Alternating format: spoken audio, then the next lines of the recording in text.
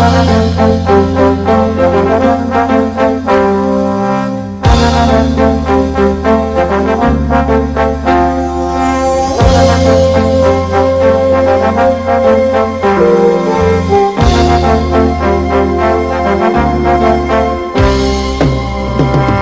I'm Brian Tracy, and welcome to this program on time management. There's probably no skill that's more closely correlated with success and achievement in every part of your life than the ability to manage your time well. It'll bring you to the attention of your superiors faster. It'll help you to get more done in a shorter period of time. It'll make you feel better about yourself. It'll lead to faster promotions, higher status, greater pay, and everything. And in the time that we have together, I'm going to share with you some of the methods, techniques, and ideas used by the most superior time managers, men and women in every area of endeavor in America. Time management is essential to your health as well. Not just your productivity, but you only feel good about yourself to the degree to which you feel you're in control of your time and your life. In fact, the major reason for stress in America is a feeling of being out of control, a feeling of having too much to do and too little time to do it in. In this program, you're going to learn how to gain at least 2 hours per day. You may be able to increase your time management effectiveness by 50% or even double your output. So one of the most important things that you think about, and we'll come back to this in a few minutes, is what would you do if you could increase your output by 25 or 50% per day? What would it mean to you if you could double your productivity, which you can if you just use these techniques over and over again? Well, there's 4 requirements for you to make these techniques work for you. We call these the 4 Ds. The first D is desire. It's want. You must have a burning desire to be effective at time management. The second D is decision. You must make a decision that you are going to become an expert in this subject. You are going to take this course, you're going to use these materials, you're going to practice them over and over again, because what we have found is in the absence of a decision, nothing ever happens. You need a clear, unequivocal, do-or-die, burn-the-bridges decision that this is a subject that you are going to master. The third D is discipline. You must discipline yourself to practice and repeat over and over again good time management techniques. In fact, we say that time management is self-discipline in action, and the ability to discipline yourself more than anything else is going to determine your success in life. And the fourth D, to become excellent in time management, is determination. You must have the ability to persist. You must have the determination to keep on keeping at it long enough until you become very, very good in this field. But I promise you this, the payoff is tremendous, because you see, time management is really life management. Everything that you do to improve the quality of your time management will improve and enhance every part of your life.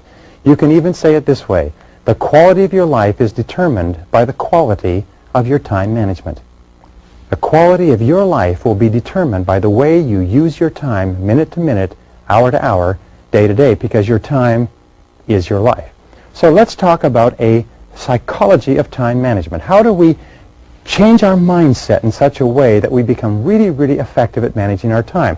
Well, we start off with this very simple fact, is that your beliefs equal your realities. The way that you manage your time now, in fact, every single part of your life is determined by your beliefs about that part of your life.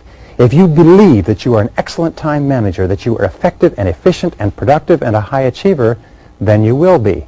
However, most people have funny beliefs about time management. Sometimes they believe they're good at it when they're not, but mostly they believe that if you manage your time too well, you are not as spontaneous or as natural or as normal. The fact of the matter is, the better you manage your time, the more you can be completely spontaneous and free. So the starting point of a psychology of time management is, number 1, is to recognize that your time equals your money, and your time and money equals your life. That what we're talking about here is life management, but we're also talking about money management. You notice that you can exchange time for money, and you can also pay money in order to buy time. But both time and money combined equal life or happiness. When we talk about time management, what we're talking about is having enough time so that we can be happier in every aspect of our life. We can be happier at our work, we can have more time for our relationships, more time for our health, more time for personal and professional development, more time for emotional and spiritual growth, and so on. So therefore, when you begin to look upon time, when your belief begins to shift so that you see time as the fundamental resource of life, then your attitude toward the way you use your time begins to change. Now, the second key in the psychology of time management is your self-image. Now, what do we know about self-image? We know that the way you see yourself, your inner mirror, determines your external performance. The way you see yourself, and we have a phenomenon called self-image modification. What does that mean? It means that if you continue to see yourself and think of yourself as an excellent time manager, your external performance begins to change and you begin to use your time more effectively. How do you change your self-image? Well, one of the ways is by questioning and changing your self-ideal. You see, our self-image is largely formed by the people that we admire and look up to, whether we know them personally or read about them or something else. So a good question is, in terms of time management, who do you most admire and respect? Who would you most like to be like? Who do you feel is really well organized and very productive and gets a lot done? What you do is you begin using that person as your ideal and patterning your behavior after the most effective time manager that you know, and surprise, surprise, your own time management starts to get better. And this brings us to the most important part of the human psyche, which is your self-esteem. Now, your self-esteem has been defined many ways, but your self-esteem is largely how much you like yourself, how much you respect yourself, how much you value yourself. And what we've determined is that underlying self-esteem is what is called self-efficacy. Self-efficacy means that you like yourself to the degree to which you feel you are effective at performing what's important to you. So every single act of time management where you feel more effective and more capable and more competent causes your self-esteem to go up. It causes you to like yourself more and makes you more effective, better, more personable, more relaxed, happier in every part of your life. So, again, the fourth key in the psychology of time management is to see yourself as a poor time manager. To start off with and say, imagine for right now that I am a poor time manager, that I'm not particularly good. And the reason for this is simply this. Many people, if they are convinced they already know something, make no effort to learn it. But if they're convinced that they don't know it and that there's an enormous amount to learn, they become hungry for knowledge. So imagine that you don't know very much about time management. Don't make the mistake that the unconscious incompetent does. This is the person who does not know and does not know that they do not know. This is a person who falls into the intelligence trap of the low performer. They convince themselves that they don't need to learn anything and they can't be taught anything. This is the truly hopeless case. So imagine you're a terrible time manager and that everything you're about to learn is vitally important to your success and your promotion. Number 5 key in the psychology is look upon time management as a vehicle. Time management is a vehicle. It's a tool. It gets you from where you are now in your life to where you want to go in the future. Do you want to increase your income? Do you want to increase your level of performance and output? Do you want to increase the quality of your life, your position, your status? Time management is how you get there. Remember, time management is life management. It's the way you use your time in your life that will determine where you are now, where you'll be in a week, a month, a year, where you'll end up. So look upon it as a vehicle. Look upon it as a calculator or a computer that you can learn to operate in order to get yourself to where you want to go faster and more efficiently. Number 6 is imagine that you can gain 2 hours per day. 2 hours per day will translate into roughly 10 hours per week, and 10 hours per week will translate roughly into about 500 hours per annum. Ask yourself what you would do with a 25% increase in your productivity and performance. What would you do with the time?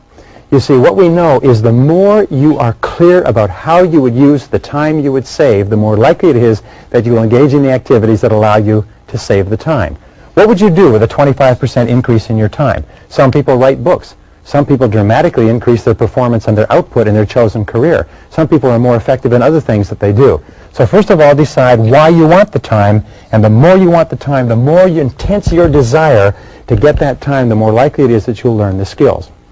Number 7, the key to your rewards in life, both tangible and intangible, is the level of your service. You will always be paid in direct proportion to the value of your service to other people. So one of the very smartest things you can do is to always think in terms of how you can increase the value of your service. Because if you increase the value of your service, you'll increase everything else. Number 8 is to remember the difference between failures and successes is simply this, is that successes are more productive. They use their time well. Failures work the same number of hours and sometimes even more hours, but you know what happens? Is they're not very productive. They work at low-value tasks. They get very little done. The fact of life is you'll always be paid for what you produce. If you want to earn more, achieve more, you must produce more. You must concentrate on what successful people do, which is producing things that are better and more valuable than others. Number 9 is what is called the factory model. Now, the factory model simply says that a factory has 3 parts. It has inputs, it has activities, and it has outputs. And your job is to produce outputs. You will always be paid for the quality plus the quantity of your outputs. And one of the most important questions to ask yourself all the time is, what outputs have I been hired to accomplish? The great majority of people get tied up in activities, and they spend all of their days engaging in activities, but they lose sight of the outputs. The most productive people in America are intensely focused on outputs. Number 10 is that the key to motivation, to feeling terrific about yourself, to having high energy, to having high self-esteem, to have a positive mental attitude, is achievement. It goes back to self-efficacy, but whenever you achieve something important, your motivation goes up. Now, what does this mean? It means working on low-value tasks, even if you complete them, gives you no bang for the buck. You only get motivation, you only get excitement and enthusiasm when you complete a high-value task. Think in terms of high value, because the psychological impact can be tremendous. Your most positive people are those who are producing and achieving at high levels. Remember that time management is a skill. It's a skill like anything else, which is learnable. Just like you learned how to ride a bicycle or operate a computer or work a calculator or do mathematics, you can learn a time management skill by practice and repetition over and over again, and it'll serve you all the days of your life. By the way, one of the very best uses of time is to develop a skill that enables you to save time for months and even years. Number 12 is new habits of time management or anything else take about 21 days. So make the decision that you're not going to try to change the whole world, but as you go through this program, you're going to pick one time management habit at a time, and you're going to work on that until you have locked it in, and then another, and then another. So when you launch a new habit, launch strongly. Never allow exceptions. Keep at it over and over again until it's locked in, until you feel uncomfortable if you don't do it. Number 13 is to remember this, is that time management is your key to the future. It's your key to the future. Everything that you ever will be is determined by your ability to manage your time. Everything that you could ever want or dream of in life is going to be determined by how you utilize your time between now and there. Number 14, remember that time management, as we said before, is a discipline.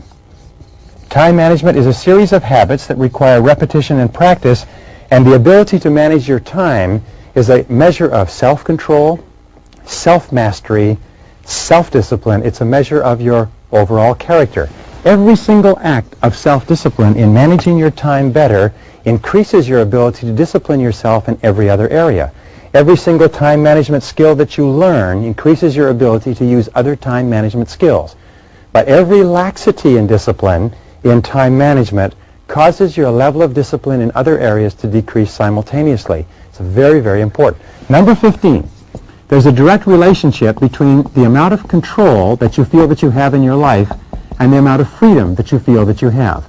We have what we call the law of control, which says that you feel positive about yourself to the degree to which you feel you're in control of your own life. And you feel negative about yourself to the degree to which you feel you are out of control. We say that you have the same sense of freedom. The more you feel in control, the freer you feel, and the more is your positive mental attitude. You feel more positive about yourself to the degree to which you feel you're in control, and you feel negative, you have a negative mental attitude to the degree to which you feel you're out of control. And time management gives you control. Number 16, remember the only time you'll ever have is now. Don't worry about the past. Discard past labels with regard to time management. Focus on today, this hour, this minute, and manage your time now, and the future will take care of itself. Number 17, remember the key to leadership is 2 things. The first is performance. The key to leadership is the ability to get the job done. And the second part of leadership is results. Intense result orientation. Number 18, we're getting to the end, is set a good example. Imagine yourself as a role model for others. One of the very best ways to teach yourself time management is to look upon yourself as a role model. And number 19, remember this: the greatest motivator for becoming good at time management is that there are high payoffs involved. High payoffs in terms of earning more money, feeling more satisfied, being happier, having higher levels of self-esteem, feeling terrific about yourself, coming to the attention of your superiors. When you become excellent in time management, your future is literally guaranteed.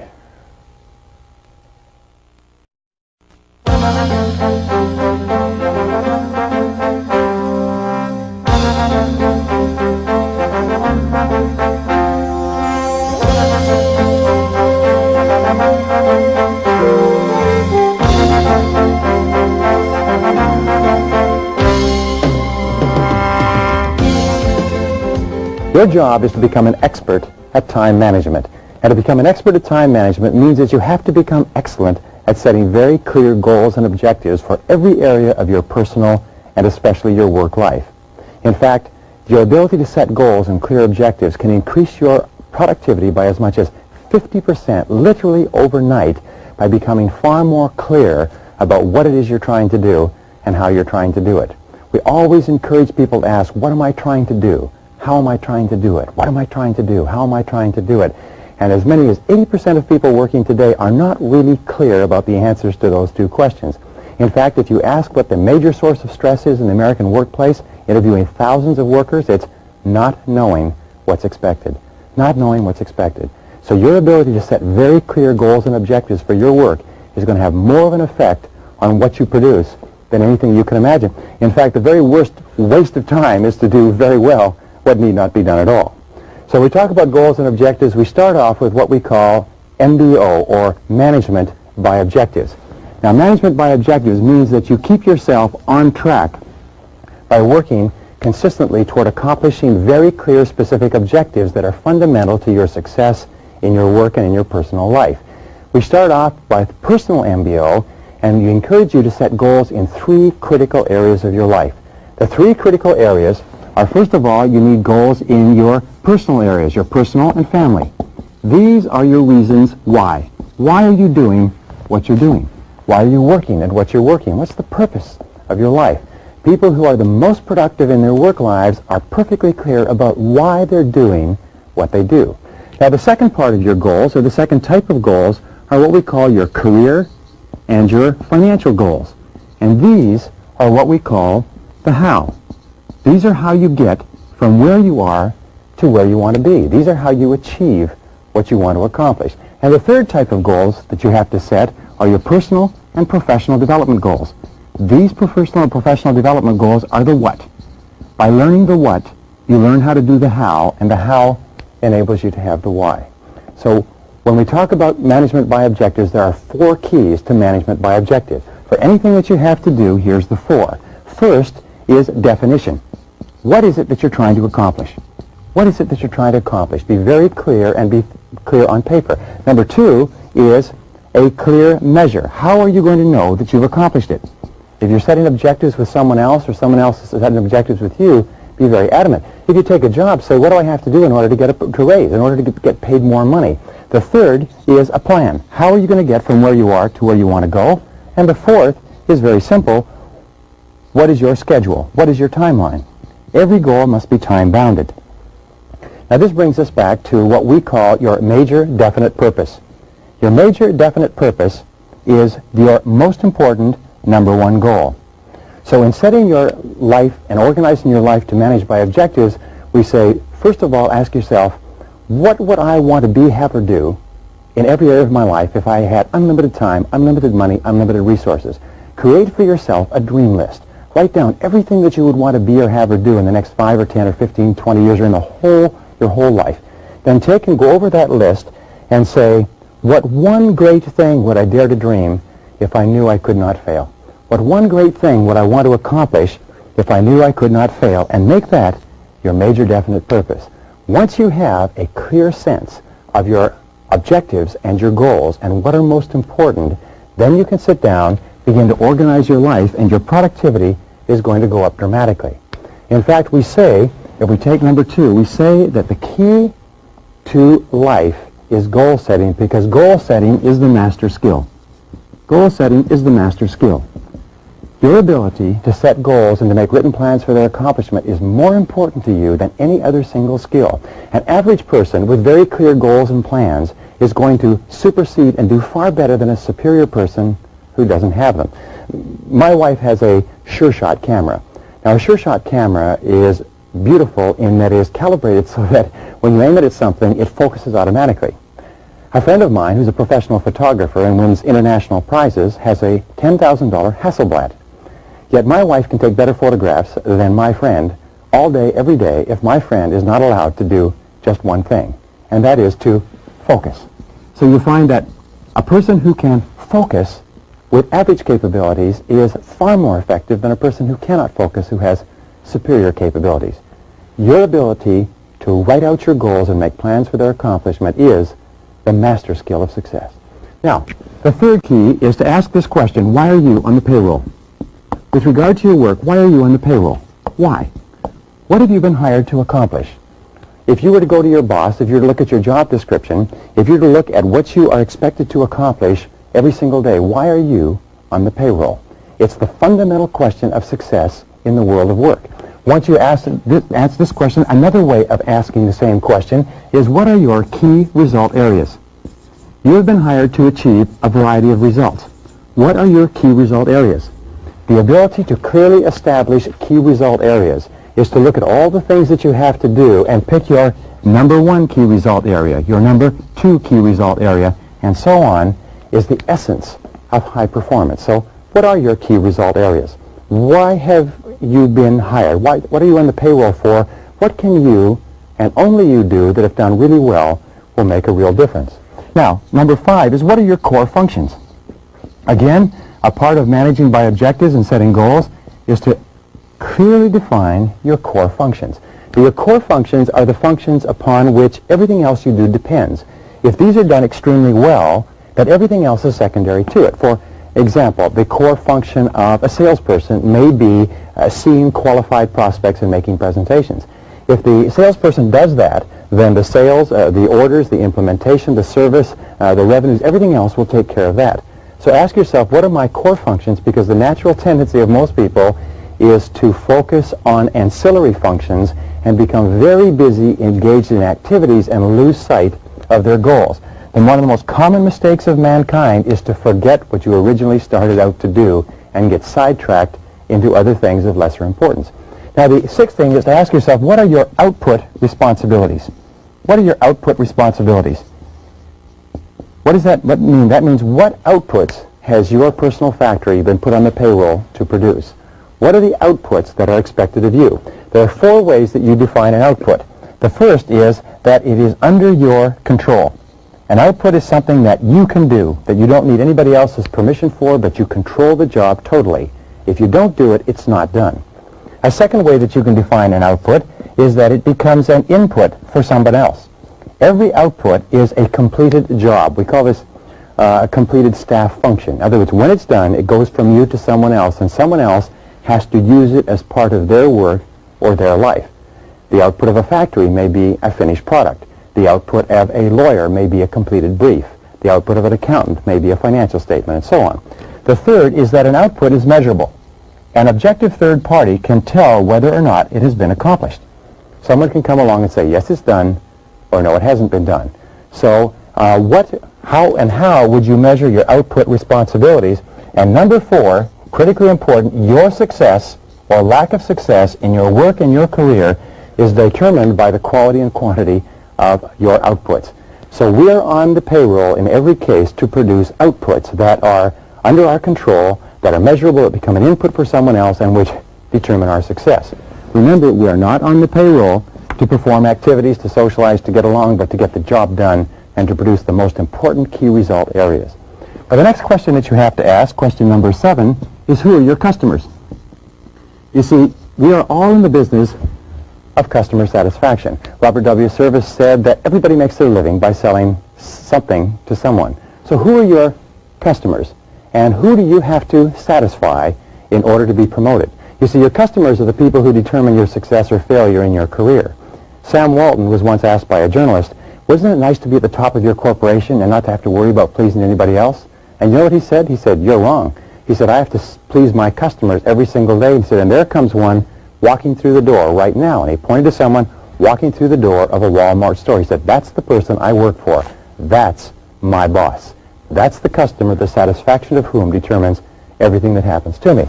Now, principle number 8 is what do we call a 6-step method of setting goals. And it's very, very simple, but it's simply this. Step number 1 is to write out all the goals you can think of. What are all the things that you want to do? Step number 2 is to set priorities. Of all these goals, which are most important? Step number 3 is to write out and create plans for accomplishing your most important goals. Step number 4 is to set priorities on your plans and activities. Step number 5 is to schedule your plans, decide what you're going to do and when, and step number 6 is to implement, is to get busy. Now, this seems very simple, but the very act of doing this can change your whole life and your whole career. Every single person needs a series of goals. You need 10-year goals. You need 5-year goals. You need 3-year goals. You need 1-year goals, and you need 6-month goals. You even need lifetime goals. You need goals that organize every part of your life. One of the great exercises in life is to write your own obituary and ask yourself where you want to be in 3, 5, 10 years, or what do you want to be read over your grave? What kind of a person do you want to become? Sometimes people say, well, I can't set goals like this because they're too big or they're too challenging or they're too impossible. But here's the question. Is what one great thing would you dare to dream if you knew you could not fail? There are no such thing as unrealistic goals, only unrealistic time frames. Now, number 10 is ask yourself, what are the obstacles that stand between you and your goals? What are the obstacles that stand between you and your goals?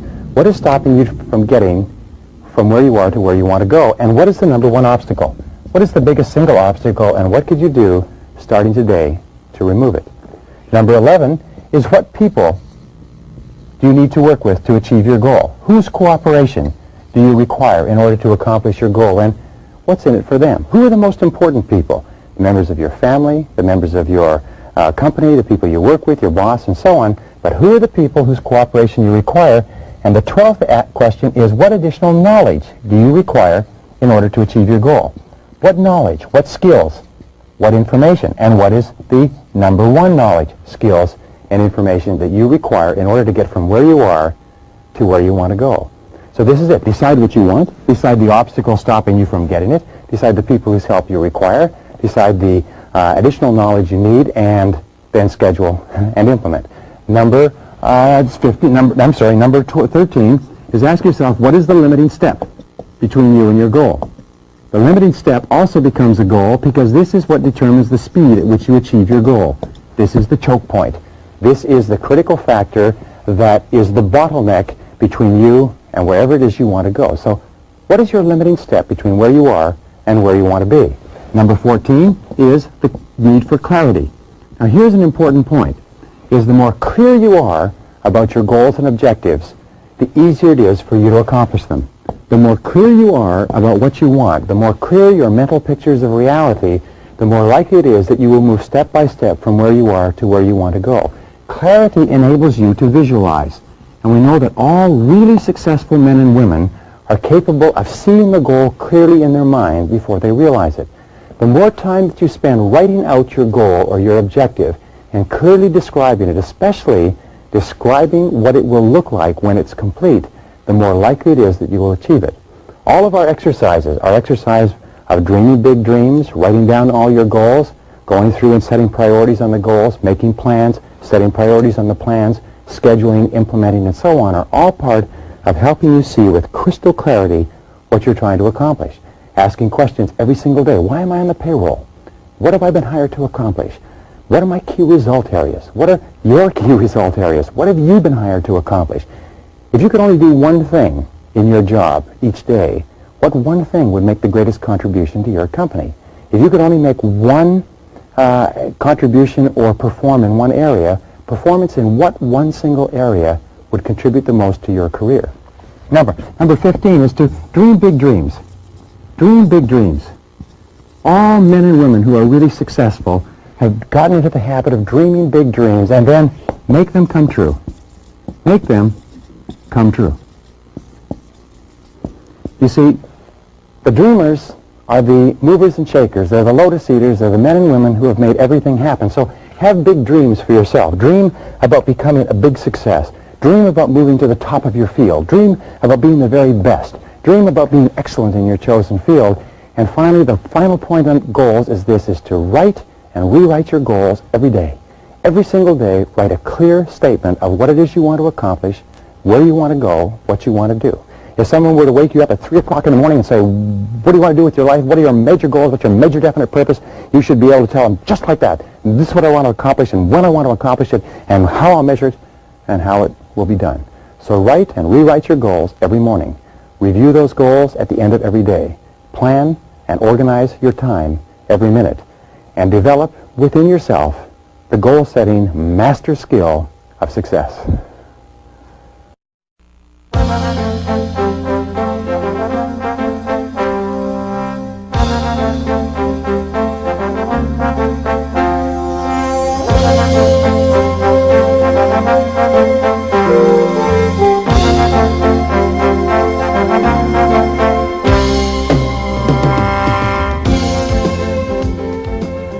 Once you have clear goals and priorities organized in order of importance, your ability to set priorities and to stick to those priorities is absolutely essential to your personal and professional effectiveness. In this session, we're going to talk about the key ideas and rules that you can use in order to set priorities and to get more done. Recently, in a study of 104 chief executive officers, they asked them what were the qualities that would be most likely to put a young person onto the fast track in his or her career. And the number one quality agreed to by more than 85% of the executives was the ability to set priorities, the ability to select the relevant from the irrelevant. And I've discussed this with thousands of managers over time, and you know what I found out is they all say the same thing. Their biggest source of frustration is people who are not working on the most important use of their time. So let's talk about some of the keys to setting priorities. Key number one is what is called the 80-20 rule. Now, everybody's heard about the 80-20 rule. It's called the Pareto principle. It was developed by an Italian economist named Vilfredo Pareto in 1895, and what he discovered is over a large enough number of samples that 20% of what you do accounts for 80% of your results. 20% of your customers account for 80% of your sales. 20% of your products account for 80% of your profits. 20% of your transactions require 80% of the time involved. So the 80-20 rule says to Pareto everything, is to always be looking at what you have to do and say, what are the 20% of the things that I do that are most important to my success, both in the short term and in the long term? Look at your whole company. Look at all of your activities. What are the 20% of the things that you do that give you the greatest bang for the buck? Now, the second key to setting priorities is to distinguish between the urgent and the important. Now, this is one of the most important of all concepts, and it simply says this, is that there are 4 different types of things that you do on a daily basis, and you can divide them into 4 quadrants. If you take these 4 quadrants, you find that there are things that are urgent and things that are not urgent, and there are things that are important and things that are not important. Now, the first quadrant is quadrant 1. These are the things that are both urgent and important. Telephones ringing, people coming in, mail, a temporary crisis, problems, interruptions, and so on. Most people spend most of their time working in the area of the urgent and apparently immediately important. The second quadrant are the things that are important but not urgent. The third area are the things that are urgent but not important. For instance, somebody calling you, but it's not a particularly important thing. And the fourth area are the things that are neither urgent nor important. What is it that the average person does and that you have to get free of? Well, they work in quadrant number 1 all the time because these are pressing. When they get caught up with quadrant number 1, they drop to quadrant number 3, and they do what is urgent but not important. If they get caught up with quadrant number 3, they relax and pay themselves off by doing things in quadrant number 4, things that are neither urgent nor important. However, it is in working more in quadrant 2, doing the things that are important to your career and to your life, but which are not particularly urgent, that you can increase your effectiveness dramatically. These are working on your personal and professional skills, spending time with your family, working on long-term reports, upgrading your abilities, and so on. The things that are important but not urgent are the most vital things to your long-term future. So a critical part of setting priorities is to ask yourself, what are the important things that I have to do but which are not urgent? Because remember this, important but not urgent will eventually be very urgent, and sometimes it will be too late. The third key to setting priorities is to ask yourself, what are your personal values? One of the things that we know is you always have to be working at goals that are congruent with your values. So when we talked about goals, we talked about what are your most important goals. With regard to values and priorities, you have to say, what is most important to me? What do I believe in? What do I stand for? Why am I doing what I'm doing? And you'll find that high performance comes when your goals and your values are congruent, and low performance comes when your goals and your values clash with each other, when you're working at something that is inconsistent with what is really important. And this brings us to number 4 key in priorities. What are your unique strengths? Again, when we look at the most effective men and women in our society, we find that every one of them has taken the time to think through what they are particularly good at. What are you particularly good at? What are the strengths and abilities that have led to your success in life to date? What is it that you do easy that comes difficult to other people? What are you especially good at doing? Leaders are those who deploy themselves carefully, and they only work in areas where they can employ their unique strengths to their highest levels of excellence and distinction. So question number 5 is, looking around you, what are you better at than other people? Of all the things you do, what are you better at? What are you really good at doing? Where do you make a significant contribution in your work? And where could you become better in order to make an even greater contribution to accelerate your career even faster? Now, number 6 is what we call your area of mastery.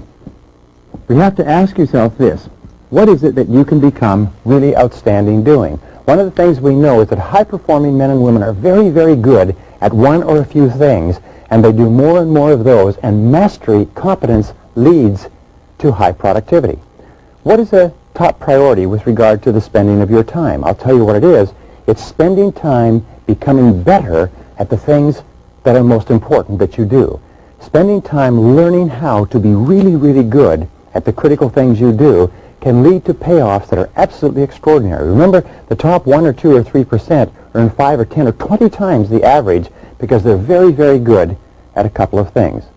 So one of the ways that you set priorities, saying, what could I become really good at? Number 7 is ask, what are your high-value activities? What are your high-value activities? What are the things that you and only you do in your area of operation, your work, your responsibilities, that really contribute high payoff to your company? Your high-value activities are the answers to the question, why am I on the payroll? What have I been hired to accomplish? What are my key result areas? And here's an important point. Never give in to the temptation to do small things first. Never give in to the temptation to clear up little things when you still have valuable things to do. Number 8 is, how do you use the ABCDE system in order to dramatically increase your ability to produce? Well, the ABCDE system is taught in all time management courses, and basically says this, is that your A jobs are your must jobs. There's serious negative consequences if you don't do these things. Your B tasks are your should jobs. They're important, but the negative consequences for doing them are not that serious. Your C jobs are the things that are nice to do. And we have a concept called completion by deletion. Completion by deletion means delete the things that are nice to do so you have more time to work on the A's and B's. The D tasks are the tasks that you delegate, and the E tasks are the tasks that you eliminate. Now, eliminating tasks is one of the fastest ways to increase your productivity. So you ask yourself, what are the things you can eliminate? What are the things you can delegate? What are the things you can delete? And you'll find that your A task will almost invariably be the 20% of things that will account for 80% of what you do. Number 9, and this is the key question in time management. Always ask yourself, what is the most valuable use of my time right now? What is the most valuable use of your time right now? Most important question in time management. It keeps you on track, keeps you working steadily in the direction of your highest capability to perform. Keep asking, what's the most valuable use of my time right now? Then do only that thing.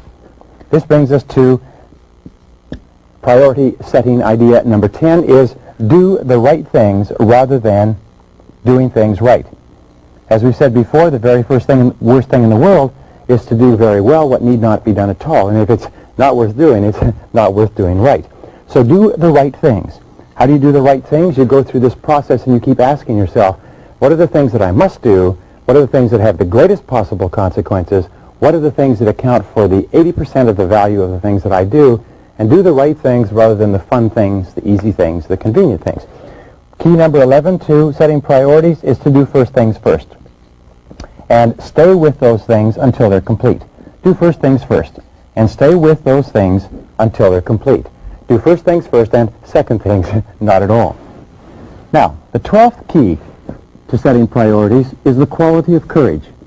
The quality of courage is the indispensable quality of leadership, and it means to have the courage to put off doing the things that are of low contribution and focus your mind, your time, your attention on doing the things that make the greatest contribution.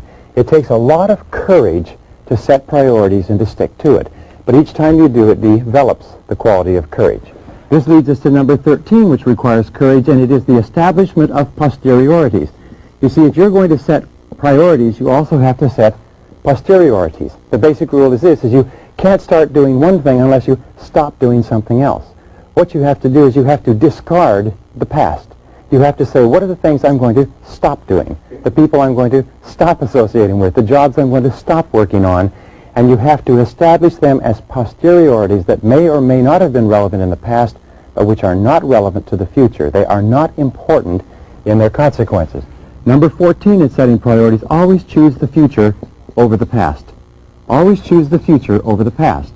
Always choose the opportunities of tomorrow rather than the problems of yesterday. Do you know that 80% of people spend their time working on solving the problems of yesterday or finding out who's to blame for them? Whenever things go wrong, always ask yourself, where do we go from here? What is the future? What do we do tomorrow, the next day? How do we solve it? Keep yourself solution-oriented, future-oriented, rather than present and past-oriented. 15th key to priorities is to focus on opportunities. Ask yourself, since you're going to have to live the rest of your life in the future, what are the opportunities of tomorrow? What are the things that you can do today that will lead to great payoffs in the future, based on everything that you know? Think always in terms of future orientation. It's the hallmark of the superior thinker. Where do we go from here? What do we do from here? Now, number 16 is to consider the futurity of all present events. The futurity of all present events. Futurity simply asks the question, what is the positive potential future impact of what I'm doing? In one of the most longitudinal studies on success, what they found was that men and women who were very successful had what they called long-time perspective. They found that cross-culturally, throughout all social, economics, and racial groups, people who had the longest time perspective were always the men and women who accomplished the most. Now, what did this mean? It meant that everything that they did on a day-to-day basis, they asked themselves, how is this likely to affect me 1 year, 5 years, 10 years, 20 years out? And the longer the time perspective, the more likely it was that those people would move up socioeconomically. They also found that people who had short time perspective, people who were only thinking about how these things would affect them today, people, if you like, were always looking for the things that were fun and easy rather than the things that were long-term and required tremendous discipline and were hard but had long payoffs. The people who concentrated on the short term were always the least successful people. The people with the long time perspective were the most successful. Remember, success, by the way, is an attitude. And the critical attitude that you need to develop to be a great success in your life is to think in terms of the long term. Practice delayed gratification. Work hard today in order to enjoy the benefits tomorrow. And one of the ways of setting priorities is saying, what is the most important use of my time right now with regard to the long term, and then do that. Number 17, remember this, there's always enough time to do the important things. We say there's never enough time to do it right, but there's always enough time to do it over. The fact is there's always enough time to do the important things. A person says, I don't have enough time, is a person who has really not thought. So ask yourself this question. What would you do with your time if you only had 6 months to live? What would you do with your time if you only had 6 months to live? You would find that your mind would become wondrously clear, as Samuel Johnson said, and it would be very clear to you what is really, really important. An exercise we put our people through in our seminars, we say, what would you do if you only had 6 weeks to live, or 6 days or 6 hours or 60 minutes. You see, when you begin to really look at your life, you'll find that there's always enough time to do the important things, but the critical thinking skill is to look at your work and do what Thomas J. Watson said, founder of IBM, think. Think about your work before you begin. Think about your work before you begin. Now, number 18 is to always be upgrading and downgrading your posteriorities and your priorities. You see, something which was very, very important to do today or yesterday may not be important tomorrow. So always be asking yourself, what are my priorities today? What were they yesterday? What need I do more of? What need I do less of? We have a natural tendency to do what is fun and to do what is easy. We have a natural tendency to do what is small and irrelevant because it's enjoyable. But the key to success is to be upgrading some tasks and downgrading the others. And finally, number 19, a key question. We call it the 1-month question. With regard to your work, ask yourself every single day before you begin this simple question. And the question is, if you were called away for an entire month and you had to leave tomorrow, what one thing would you get done before you left? Once you've written that down and thought about it, then ask yourself, if you had just enough time to do one more thing, what would it be? And then write down that. And if you do this, you'll be working on your top priorities all.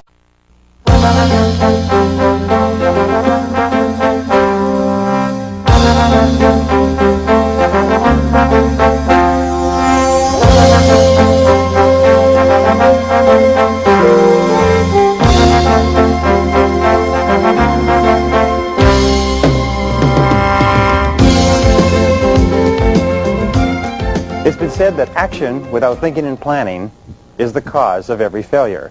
But the flip side of that is that action preceded by thinking and planning is the reason for every great success. Everything we've talked about up to now, preparing yourself mentally to be an excellent time manager, making the decision that that's what you're going to do, setting very clear goals and objectives and organizing them on the basis of priority, and then setting priorities and determining the activities you're going to engage in leads us to planning and organizing your time and your activities so that you can get the most done. And the starting point of time management is what is called the neatness habit. Now, the neatness habit simply says that you can as much as double your productivity by increasing your level of neatness. That neatness means that you clean your workplace so that it is spotless and that all you have in front of you is one specific task when you begin work. In fact, there have been lots of studies done on the subject of neatness, and over again we come back to the fact that neatness gives you self-esteem, it gives you a feeling of personal pride, it makes you look effective, it makes people see you as effective, it improves your self-image, and increases your output. So one of the questions you always want to ask yourself when you look at your workplace is, what kind of a person works at that workplace? If you look in your briefcase, you should ask yourself, what kind of a person owns that briefcase? Look at your car. What kind of a person drives that car? Because the things around you correspond exactly to the state of your mind. You know what we have found is that a cluttered desk equals a cluttered mind. A cluttered desk, a cluttered purse, a cluttered car equals a cluttered mind. So the starting point of planning and organizing is to get really neat. Neatness is the key. It's the core personal productivity habit. Now, sometimes people say, ho, ho, ho. They say, well, I know where everything is. Do you know what we have found? We have found that the person is spending so much of their mental capacity keeping what is lost organized and remembering where everything is that they don't have as much of their mental capacity available to do the work that they're paid for. And if they're productive working in a messy environment, think how much more productive they would be working in a neat environment. Now, here was the second point. Is in a recent study, 50 out of 52 senior executives said they would not promote a person with a messy desk or a messy work environment. They said that they would not even give that person important responsibilities because they would not trust the person to do the job well. In fact, the tendency to work in a messy work environment can actually sabotage your profession because it holds you back from getting the opportunities that you need to be really successful. So, here is a rule. The rule in personal neatness is when you're done, put it away. Whenever you're done with anything, put it away. I have worked with Swiss chefs who've been trained in the Swiss cooking school in Geneva, and one of the things that they do is before they cook, they bring out every single thing that they need, they use it, and they put every single thing away in sequence. When you work, you will find that good craftsmen, really effective and efficient people, do it and they put it away. We say to our children, complete your transactions. Whatever you start, finish and put it away. Our children, by the way, go to a school called Montessori. Montessori builds children so they come out with tremendous levels of self-esteem and self-confidence. And their key is this, is from the age of 3, they have them engage in tasks where they start it, do it, and put it away. Start it and do it and put it away. Now, each time you finish a task and put it away, do you know what you feel like? You feel like a winner. When you feel like a winner, it excites you and enthuses you and wants you to, and gets you wanting to do even more. So putting your tasks away is a powerful way to pump up your own self-esteem. The rule is, when you've completed it, do it away.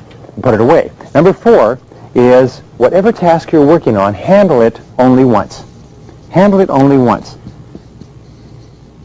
This is one of the most powerful of time management tools. It means if you're going to pick up a piece of paper of any kind, do something with it. If you cannot act on the piece of paper or complete it, at least do something with it which moves it along one stage in the work process. Many studies show that the average executive picks up an important piece of paper as many as 5 times before he or she acts on it. Do you know what that means? It means that you increase the amount of time necessary to deal with a piece of paper by as much as 500% by simply avoiding dealing with it when you pick it up the first time. So here's a very simple, powerful system that's been developed with regard to papers, and it's called the TRAF system. The TRAF system has 4 letters, T-R-A-F. T stands for toss. Put it in a wastebasket. Tossing is one of the most powerful things that you can do. Ask yourself, what would happen if I couldn't find this piece of paper again? Do I really need this piece of paper? Does it need to be filed? Am I going to examine it or read it? Do you know what one of the biggest problems in the American workplace is today? It's called pile-itis. Pile-itis means we keep piling up things that we think that we're going to read or use sometime and we never do. So use your wastebasket generously. Here's your basic rule. When in doubt, toss it out. Now, number 3 is refer. Refer it or delegate it to someone else. If it's not your job, or you can give it to someone else or pass it on to someone else, by all means pass it on to them rather than sitting and thinking about it yourself. Peter Drucker says that the average person has to delegate everything that is possible so that you'll have enough time to do the 1 or 2 things that make a big difference. The 3rd letter is A, is action. Now, if you're going to take action on it, have what is called an action file. An action file is, in my estimation, a red file. I use that. And these are things that you're going to work on, but perhaps you can't work on them now, so you move it along one step by putting it in your action file for work later. And the 4th step is file. Now here's the critical rule. Only 80% of everything that is filed is never used again. It's never called for again, and it's never required again. So again, ask yourself, before you assign that and create work for someone else in filing something, by all means say, are we ever going to need this again? If we're not going to need it again, throw it away. Ask yourself another question. If we really needed this, it was a terrible emergency, could we get it back again? Could we call somebody? Could we pick it up? And if you could, throw it away. 80% of what you file will never be seen again. Now, number 6 in planning and organizing is preparation. Before you begin to work, have everything that you need. Have everything at hand. Again, look upon yourself as a craftsman or a craftswoman, and what you'll find is the very best workers prepare everything. They have their pens, their papers, their calculators, their details, their files. Everything they need is at hand so that they can sit down and they can work without getting up. Your poor workers, by the way, are always having to get up and get something and come back, and get up and get something and come back, and then they get distracted, and then they get diverted, then they do something else, and they get very little done. Remember, there's a one-to-one relationship between what you produce, your outputs, and what you get paid, and how good you feel about yourself. So prepare everything before you begin. Now, the 7th key is have time management tools. Now, there are specific time management tools that everybody needs to have. The first time management tool is what is called a master list. Now, you can create a master list just by buying a spiral notebook. You buy a spiral notebook, and every single thing you can ever think to write to do, you write down in that spiral notebook, and you keep this as a catch-all system so that when you have other time, you take it out of the master list and you delegate it to specific days. The second thing that you need is a calendar. You need to be able to organize your time. And the third thing you need tied into the calendar and the master list is a daily list. Now, your daily list is actually your blueprint for the day. Your daily list is what tells you what you're going to do from the beginning of the day to the end of the day, and your daily list is tied into your goals, to your major priorities, and is what you do your A, B, C, D, E's, and your 80-20s on. So a daily list is the foundation or the blueprint for your productivity during the course of the day. Now, here's the rule with regard to the daily list. First of all, never work without a daily list. Second of all, prepare your daily list the night before so that your subconscious can work on it the night before, during the night while you're asleep. Now, the 8th key here is the 45-file system. So you'll never forget anything again. The 45-file system says get yourself 45 hanging files. Hanging files have 31 files, which equal days of the month.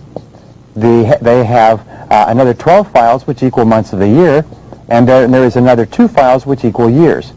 This equals a total of 45 files. Then what you do is you have something coming up in a few months, very simple, you simply stick it into that month. When that month comes, you take it, you divide it up into days. If it's 2 years ahead, you divide it into years, and you'll never forget another task. Now, number 9, key to success is work nonstop. Once you get started, work nonstop. Put your head down and say, I will work now, and put your head down and keep on working until you get it done.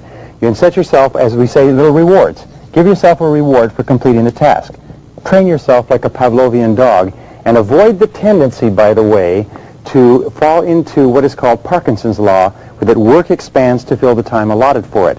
You concentrate on getting the work done in a smaller period of time rather than allowing the work to expand like an accordion to fill the time that you have necessary.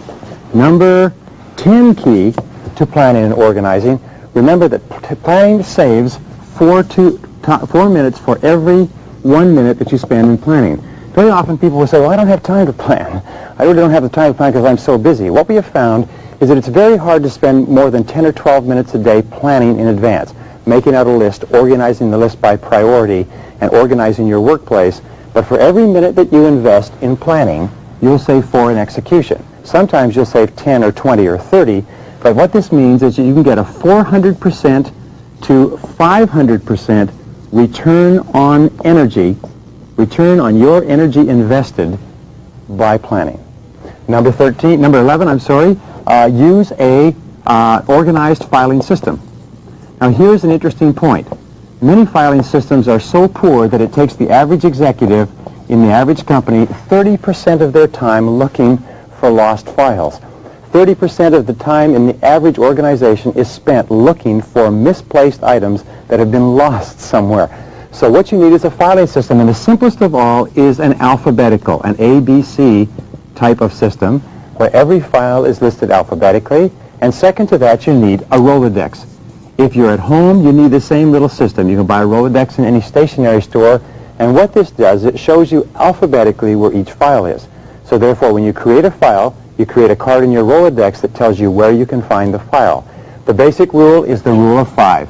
It says that you should be able to retrieve any file in your office, any piece of paper within 5 minutes, or you are suffering from malorganization. Number 12 is what is called prime time. Now, one of the keys to planning and organizing is prime time, and there's 2 types. There's both internal prime time and there's external prime time. Internal prime time is when you are at your best. Organize the most important things that you have to do in the course of a day when you feel the best, usually in the morning. But some people are best in the afternoon, some people are best in the evening. Some people work at the very best first thing in the morning at 5 or 6 a.m. So what is your internal prime time where you are the most productive? Second of all, ask what is the external prime time. This is where your customers, where your boss, where your staff are most accessible and available. If you're in sales, your external prime time is when you can see your customers.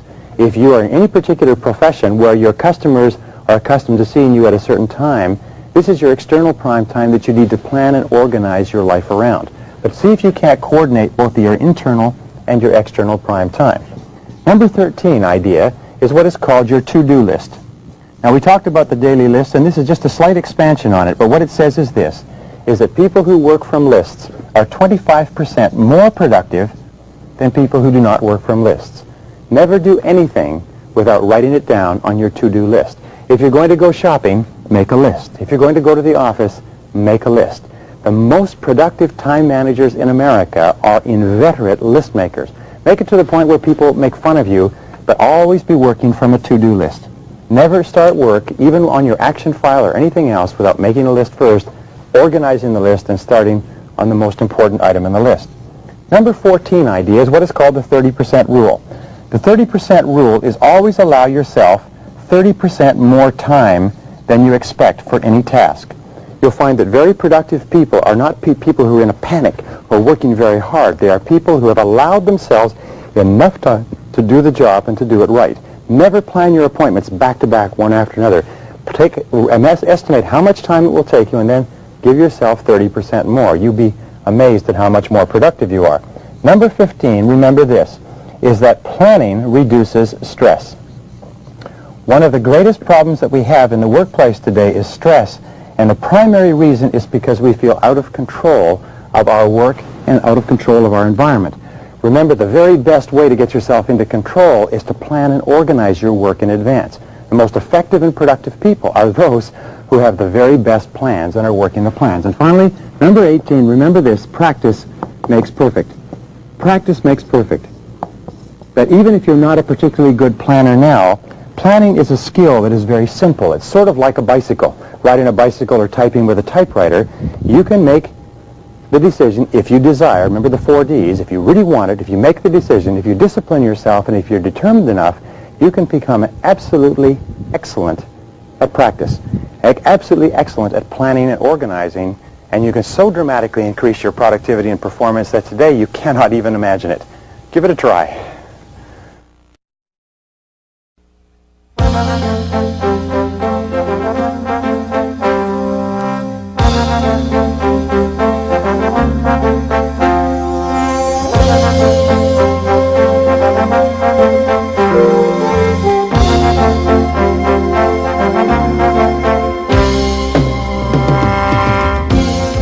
If you really want to be successful, if you really want to go all the way to the top in your profession, then you need to develop the ability to get results.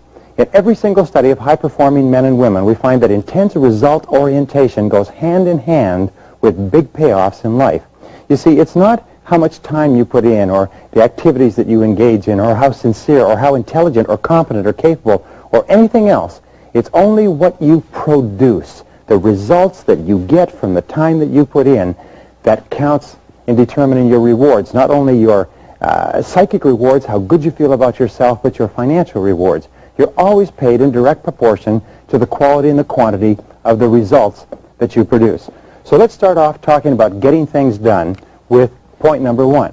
Point number 1 is that your rewards in life will always equal your results. As we call this the law of sowing and reaping, the law of cause and effect, that the cause of everything that happens to you is your ability to get results, and these are your rewards. If you want to increase the quality and quantity of your rewards, you have to think all the time about increasing the quality and quantity of your results. Now, the second point is this, is that most people are very unproductive. Most people could not do a full day's work if their life depended upon it. In fact, every study that I've ever seen suggests that the average person works at only 50% of capacity. In fact, in most work environments, about 30% of all the work time is spent in socializing, gossiping, wasting time, talking, chit-chatting, hanging around the water fountain, reading the newspaper, drinking coffee, and so on. What does it mean to you? It means if the average person is working at 50% or less of capacity, there are tremendous opportunities for you, if you'll do some of the things that we talk about, to rapidly move ahead of other people. Now, the third key, and we talked about it last time, is that the starting point of high productivity, the starting point of getting things done, is the quality of neatness. The quality of neatness means that you start with a clean desk and you end with a clean desk. You start with a clean briefcase and you end with a clean briefcase. You take the time to make sure that your entire working environment looks neat and professional and productive and effective. Remember this, it's not just what you do, but it's the perception of other people of what you do that counts. I read a story by a self-made millionaire who said that he built 5 successful companies, and one of their critical rules was that every single person kept a clean desk. Now, the fourth key in getting things done is the importance of focus. Focus, which leads to clarity. Now, we talk about this over and over again. Focus means that you're absolutely clear about what you're trying to accomplish. Focus means that you're absolutely clear about your key result areas and why you're on the payroll. We say that fuzzy focus leads to fuzzy results. Clear focus leads to clear results. And this means that you take the time to think. You take the time to think through, why am I on the payroll? What have I been hired to accomplish? What are my key result areas? What are my core functions? What are the 20% of the things that I do that account for 80% of my results, and so on? So the starting point in getting things done is focus and clarity. I call this it's like adjusting the camera all the time, so you keep your focus very, very clear. The fifth key to high productivity is concentration. Now, concentration is, in reality, where all the work in time management leads us to. It is the ability to concentrate 100% on one thing, setting priorities, the most important thing, and to stay with that single task until it's finished. Concentration means moving forward in a straight line toward the goals and objectives that you've clearly identified. It means concentrating without diversion or distraction. Focus and concentration. I believe in 25 years of research that the reasons for success and happiness in life are focus and concentration. The reasons for lack of success and unhappiness are lack of focus, lack of concentration. Which brings us to number 6, and that is task completion. Now, what we know about task completion is that not only is it the key to the future, not only is it the key to getting more and greater and better opportunities, but important task completion, doing something that's important to you and carrying it through and finishing it 100% at the end, is a source of energy, enthusiasm, and high self-esteem. Men and women who are working consistently on getting important things done and staying with it till they're complete are more positive, they're more optimistic, they're more self-confident, they have more belief in self-assurance in themselves, and they get more opportunities to complete more tasks. And here's the flip side, is completing low-priority tasks leads to stress. If you work and you get a lot of little things done, but they're not moving you toward the accomplishment of things that are really important to you, what happens is you just feel crummy as a result. So this brings us to number 7. Number 7 is the quality of perseverance. You need to persevere and persist single-mindedly toward the completion of your important task, because we say that the ability to concentrate is a discipline, and perseverance or persistence is self-discipline in action. You see, anybody can start off to do a job, but your ability to keep in there and keep slogging and stay with it and refuse to budge and keep moving is the critical factor of high performance. Principle number 8 in getting things done is remember that the average person, especially executives, pick up an important piece of paper or task as many as 5 times before they actually complete work on the task. What does this mean?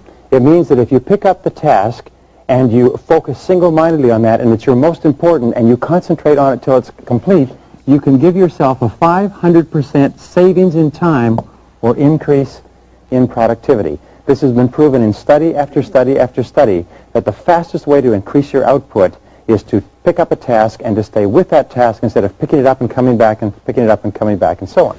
Number 9 is the importance of developing a compulsion to closure. A compulsion to closure is a commitment before you begin that I will stay with this task until it's finished. You will put your head down and you will hammer and hammer and hammer until it's finished. And one of the ways to do this is to train yourself with a series of rewards. What we found over and over again is that really high-performing men and women are those who are capable of establishing a series of rewards for each milestone in the completion of a major task. And what they do is they trigger a conditioned response, almost like Pavlov's dog, where they fed them a piece of meat and the dog salivated and they rang a bell at the same time. And if they repeated this often enough, pretty soon when they rang the bell, the dog salivated. If you continue to set up a reward structure for yourself for the completion of small and large tasks, you know what happens? Is that you eventually salivate and get excited, motivated, and enthused when you're working on something that's important. Now, number 10 is to develop what is called an affirmation or a mental trick to keep yourself working. And the most powerful of all are the words, back to work. Whenever you find your attention drifting, say to yourself very strongly, back to work, back to work. Somebody comes in and wants to talk to you, you say to that person, I'm sorry, but I have to get back to work. and your boss comes in, you say, boss, I'd like to spend a lot of time talking, but I have to get back to work. Get to be known as the person, little Mr. or Mrs. Back to Work. Because the thing is, when you keep repeating back to work, back to work, back to work, you program those words into your subconscious mind, and they actually activate and push you forward and get you back into the job rather than diverting your attention to doing something that's fun and easy. Now, the 11th key to getting things done is terribly important. It's called chunks of time. Is to do important tasks, especially the important tasks which are not particularly urgent, the tasks that can contribute the very most to your long-term future, you need chunks of unbroken, sustained time. Any decision involving other people requires a lot of time in thought and discussion. Any proposal, any report, learning any critical subject, gathering information requires chunks of time, minimum of 60 to 90-minute chunks of time. Now, successful men and women are those who structure their days so that they get these chunks of time. And in my experience, let me give you 4 ideas that you can use. Number 1 is come in early in the morning, or number 2 is to stay at home early in the morning. Get up at 5 or 6 and work for an hour, hour and a half, 2 hours. Come in early before anybody else. Work at lunchtime. When everybody goes out for lunch, the office becomes quiet, close your door, put your head down, and work. People in my office and people in other offices will often take do not disturb signs and hang them on the wall or hang them on their doors, and what they will say is do not disturb, and they'll take a quiet time of an hour to 2 hours in the morning and perhaps also in the afternoon. The next, probably the 5th chunk of time that you can get is stay after work and work for a couple of hours. Remember, 1 unbroken hour is worth 3 hours in a work environment with interruptions.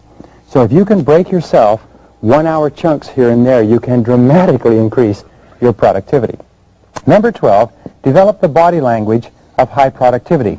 What we have found is that there is a certain physiology. In other words, if you sit up straight and erect and strong and clear-eyed and move forward on your chair and sit up to your desk with your back straight, it's very hard not to be productive. But if you lean back, if you slump down, if you put up your feet, you find your whole body relaxing too. So develop and maintain the body language or physiology of high performance. Number 13 key to getting things done is called single handling. Now, single handling is probably one of the most important time management techniques ever developed. It simply says that when you pick up a task, don't pick it up unless you're ready to stay with it and to work on it until it's finished. And once you pick it up, discipline yourself, force yourself to stay at that task and stay at that task and keep at it until the task is done.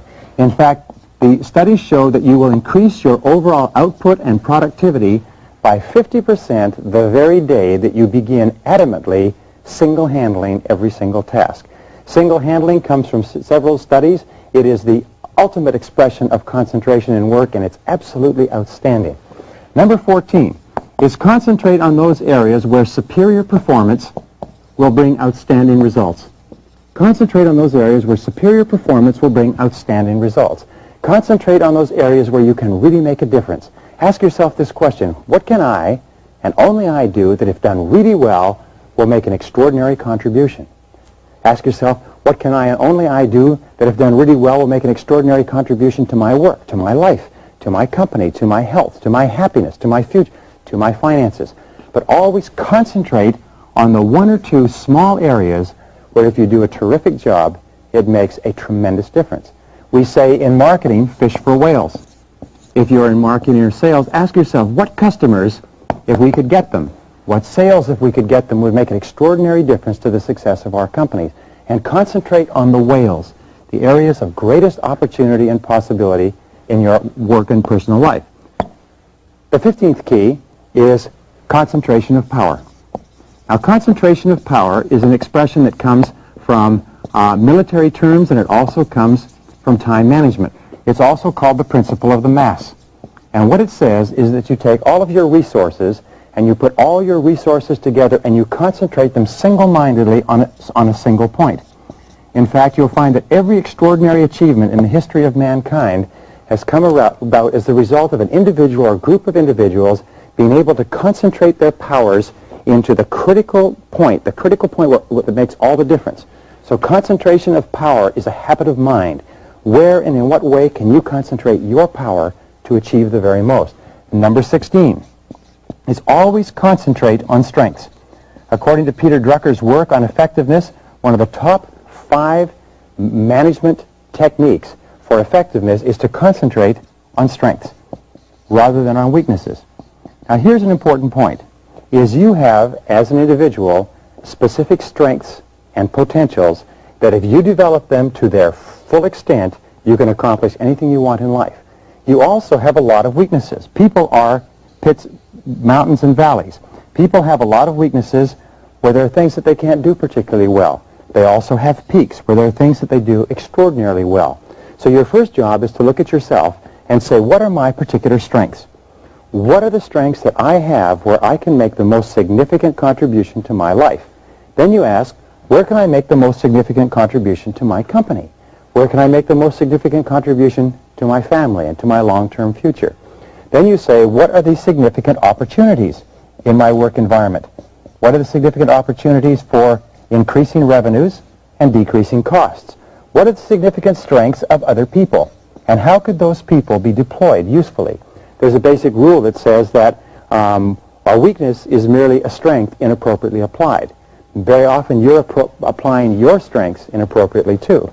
Number 17 is set deadlines on everything that you have to do. Use deadlines as a forcing system. A forcing system is a way to push you from behind and internally to get the job done. And number 18 is to promise others.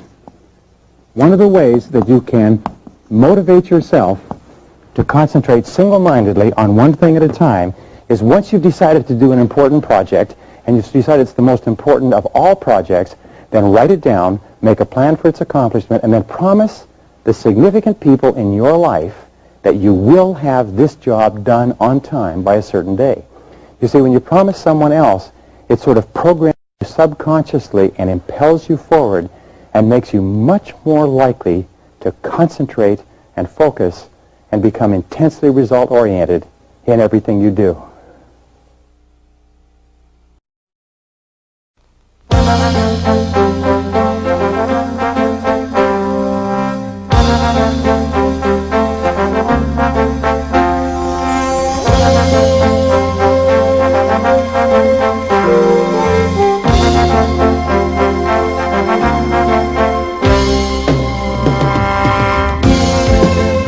The more experienced you become in your job and the more effective you become at time management, the more likely it is that you're going to be assigned multi-task projects.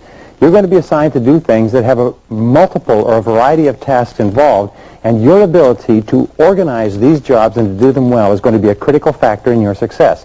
In fact, a study at Stanford University that studied the qualities and characteristics of men and women who moved up into the upper echelons of management found that the number one most identifiable and measurable quality was the ability to bring together a team of people and to work with that team in cooperation to complete a complex task. And everywhere around you, you'll find that the men and women who are at the top of their fields are those who, in most cases, who have developed the ability to assemble a team, to work as part of a team, and to channel that team's energies and abilities toward completing a task or a project on time.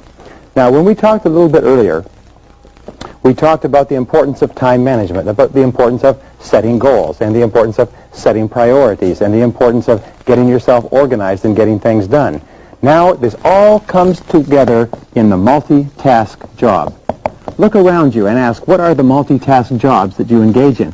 Even something like planning a party is a multitask job. Producing a newsletter is a multitask job. Making a decision on a new piece of equipment might be a multitask job. So you will find yourself surrounded by multitask jobs, and the importance of your work is determined by the number of multitask jobs you do. One of my favorite lines is the line from the Bible that says, "O good and faithful servant, you have been master over small things, I will make you master over large things." What this means in the world of work is that if you become a master over complex tasks, you're going to have an opportunity to work with much more complex tasks and be paid much more for it. Now, the second key is that planning and organizing skills are the core skills of success in management. The ability to plan and organize your own work, then to plan and organize the work of one more and two more and several other people is absolutely essential to your success. And your ability to plan and organize effectively and well all comes to bear in these complex tasks. So here's how you perform a complex task. Here are the basic rules. Number one, define the ideal results. Define the ideal results. Ask yourself, if we performed this task to distinction, what would the result look like? What would the result accomplish? What would the result achieve? And define the ideal results, point of view of the person or persons who have to use what this team produces. If you're producing a product, say, what would our customers say if we produced the perfect product? If you're putting together any kind of a strategy, just always say, what would be the ideal results? And here's the key. Start with the goal and work back. Start with the goal and work back. This has been the key to successful business building and project management for years. Define the goal and work back from the goal to the present time. Well, point number 4 is to set a deadline. Once you've determined exactly what the ideal project will look like, set a deadline and determine the date upon which the project will be complete. One of the things that I suggest, by the way, is build in a fudge factor. If the project is important, and the more important it is that you build in fudge or extra time to provide for unexpected exigencies. Number 5, once you've set a date and a deadline and you define the goal, make a complete list of everything that has to be done, every single activity that has to be completed in order to complete the job. Start with the very last thing that will happen just before the job is done. What's the second to the last thing? What's the third to the last thing? And work all the way back to the present day to work out a complete list of every single activity so that you have a roadmap. When this roadmap is complete, the job will be done in its entirety. Number 6 is ask yourself, what additional information will you require? What is it that you don't know right now? And make getting that information a task. Put it down as a task, as one of the things that has to be done.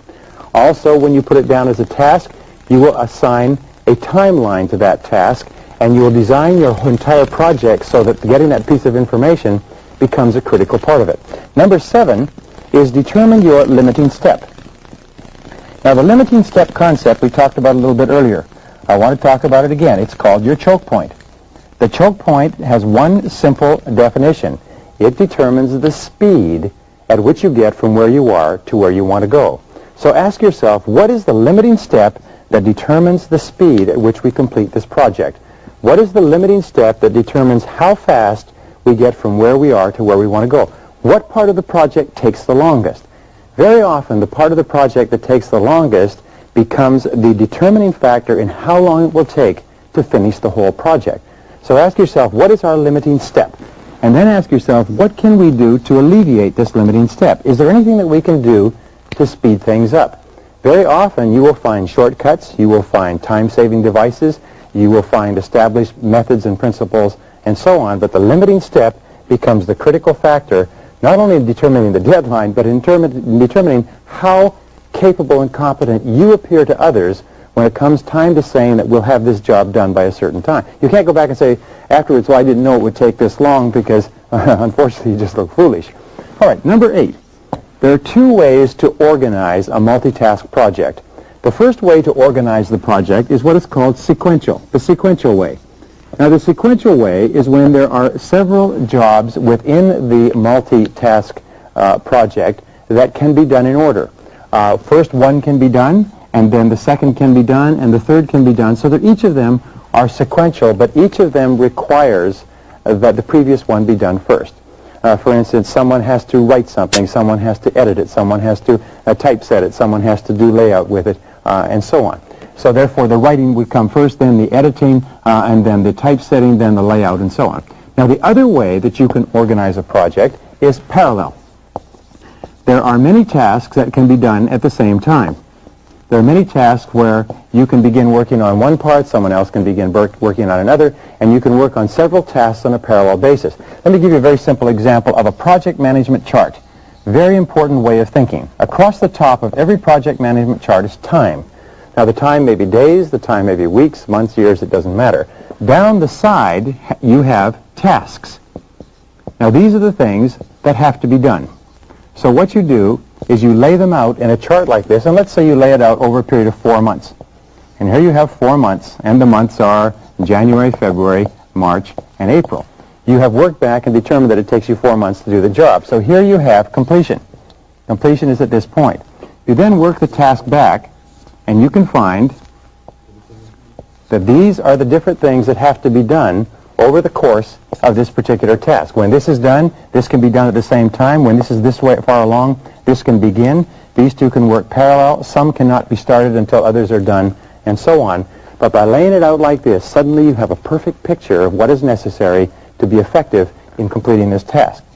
Now, the 10th critical point, once you have this organization chart, is to assign and delegate. Assign and delegate, which means that you bring your team together, and the very best way to do this is through discussion and dialogue, talking about what needs to be done, dividing it up, have people take different parts of the task, but assign every single one of the individual parts of the task that need to be done, and delegate it, and delegate every single one with a deadline. And your deadline is for completion, and your deadline always contains a fudge factor.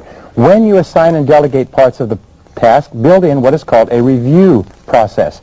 That means time and place where you will check and see how well they're doing. It may be once a week, it may be every Wednesday, it may be every 2 weeks, but a review process is absolutely essential. If the project is worth doing, it's worth reviewing on a regular basis. Number 12, the key to successful project management, and many people say that this is the crux of it, is ask yourself, what could go wrong? What could possibly go wrong? What are all the things that can possibly go wrong? Now, here's where you have to take into consideration Murphy's laws. There are 5 Murphy's laws. You're familiar with the first 2. The first of Murphy's law says that whatever can possibly go wrong will go wrong, and that will be true in a project. The second is that of all the things that can possibly go wrong, the worst possible thing will go wrong. So you ask, what's the worst possible thing that can go wrong here? The third of Murphy's law says no matter how much time you allocate, it takes longer than you plan. The fourth is no matter how much money you allocate, it costs more than you expected.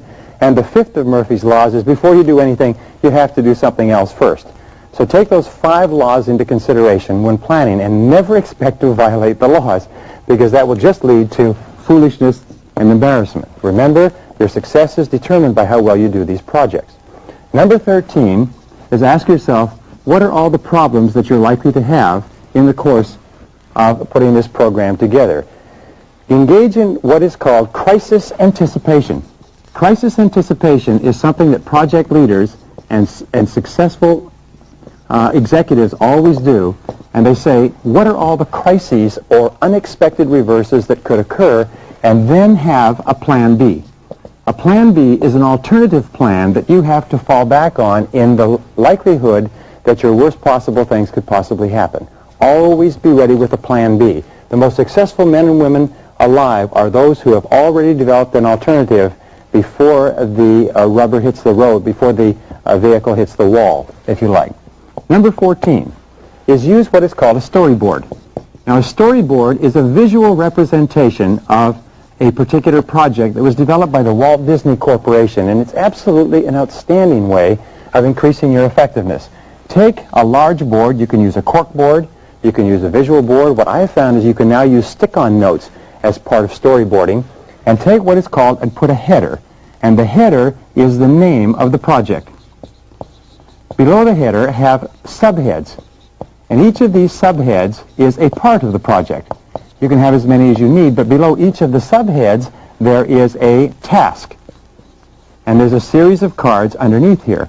Now, sometimes these tasks can be in different colors so that they can be assigned to different people, and what you do is you then put pictures up here, and these pictures or these numbers or these tasks can then be moved around. They can be moved around so that you have more under one or you have larger ones under another, but you have a visual picture of how the project goes together. Sometimes you can have a storyboard that shows them in sequence, and these will be timed sequence. These may be months. These may be people. These may be particular project areas. But storyboarding is a very powerful way for everybody to get a visual picture of what you're trying to accomplish and then to contribute ideas to this visual picture. Now, the 15th key with regard to project management is the type of problems that are likely to occur. The first problem is expecting everything to go well. Expecting everything to go well and not expecting there to be any problems. And we find that the very best people are the ones who are always aware that they'd like to have difficulties. The 16th is trying to do too much at once, trying to hurry, trying to do too much at once because you fall behind. The third key that you have is not allowing enough time to complete the project because you didn't realize that it would take that much. Now finally, the last key, and it's one of the most important rules of time management, I call it Tracy's Law. Now Tracy's Law, it's because nobody's ever seen this but me. And Tracy's Law says that the difficulties of performing any task increase with the square of the number of steps in the task.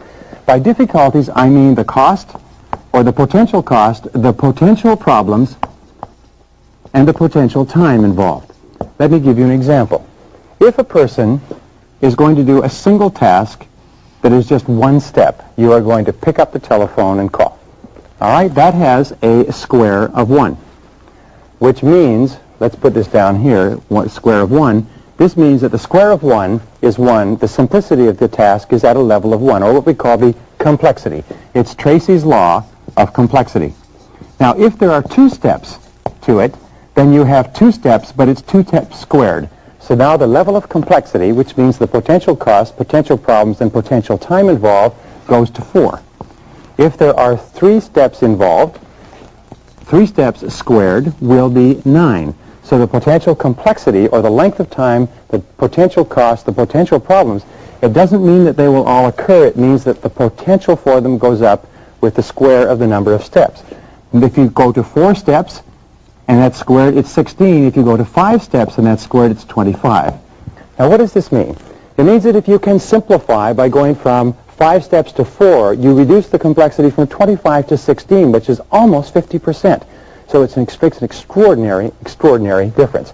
Always, always, always in large projects, simplify, simplify, simplify. Simplification is the hallmark of the superior human being, of the superior executive. Let me just end with this one critical point, and it's this, is that your ability to manage multitask projects is the core skill where the essence of everything that you know and all your abilities come together. Your intelligence, your planning ability, your organizing ability, your personality, your knowledge of your field, everything comes together in managing multitask complex. And the more and the better you do of it, not only the more results you'll get, the more money you make, the happier you'll be, but the more successful you'll be in every single part of your life.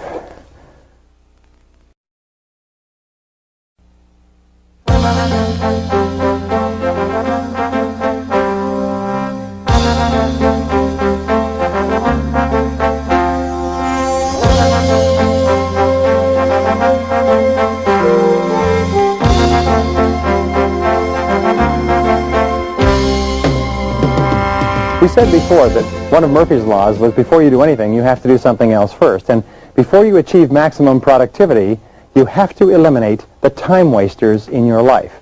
The time wasters surround you on all sides and tear away at your minutes and hours and hold you back from producing the critical results that are vital to the success in your career. We've been talking, by the way, about eliminating time wasters from the very beginning. In a way, we've told you about 2 laws. One is called the law of the excluded alternative, which says that whenever you do one thing, you cannot simultaneously do another. So if you start to work on something that's more important to you, you cannot work on things that are less important. There's another law. It's called the law of forced efficiency. And again, it says when you have a burning desire to produce or perform in a particular area, and you focus all of your time, attention, and energy in that area, that alone will cause you to avoid and ignore and get away from the critical time wasters. So what we started with were the starting points of great success. And the first is clarity. Clarity. Clarity. What are you trying to do? How are you trying to do it? What are you trying to do? How are you trying to do it? Clarity is the #1 word in time management, and it runs through everything you do. And it leads us to not only clarity with regard to goals and objectives, but it leads us to clarity with regard to priorities, the 80-20 rule. What are the 20% of the things that you do that account for 80% of your results? And the more you can focus single-mindedly on those, the more likely it is that you're going to be able to avoid the time wasters. Now, the second key to avoiding time wasters is decision. Decision with regard to the areas of concentration. What are the one or two things that you're going to do that make all the difference? You see, you can never do everything there is to do, so you have to think, and you can only do the one or two things that make all the difference in the world. And that's decision with regard to concentration. And the more clear your decisions and the more you concentrate, the easier it is for you to eliminate time wasters. Point number 3 is that you and I and everybody are surrounded by time wasters. In fact, most people are time wasters. Most people, by their very nature, because they're not as focused as you and I are, have a tendency to waste time. They socialize, they talk, they drink coffee, they drop in, they phone us on the telephone, they have recurring crises, they have problems, they have an excess of meetings and a whole lot of other things. So remember that most people waste time. Your job is to break away from others and be known to the critical people in your business as the person who doesn't waste time. Here's one of the great rules, is when you work, work all the time you work. Work all the time you work. Work all the time you work. This is one of the great rules of life. From the time that you come in, remember, your job is not to read papers, make phone calls, socialize, drop off your laundry, pick up your groceries, or get your dry cleaning done. Your job is to work all the time you work. If you're going to work 8 hours, by gum, you work 8 solid hours and just work, work, work. And I promise you this, everybody that counts knows who the workers are, and everybody knows who the non-workers are. All right, looking at all the studies, we have found that there are several major time wasters in the world of work. And let's take them one at a time. From the most prevalent, we'll talk about the basic 7. The first of the major time wasters is the telephone. The telephone seems to have an insistence with its ringing that causes us to be distracted over and over again. So here are some keys with regard to using the telephone. I'll just give them to you quickly. Key number 1 is have your calls held. Rather than responding to the telephone every time it rings, have your calls held. A second thing is to have your calls screened. If it is not important for you to talk to that person or there's no value to it, don't take the phone call. Don't allow your curiosity to overwhelm you. Number 3 is look upon the telephone as a business tool, not a social tool. You and I are conditioned from infancy, and especially from our teenage years, to think of the telephone as a social tool. We think that's how we communicate with our friends. The fact is that when you get into the business world, it's a business tool, which means get on and off it fast. Make it a business tool. When somebody phones, say, hello, how are you? And if they go into a conversation, say, what can I do for you? How can I help you? And get the conversation straight down to business as fast as possible.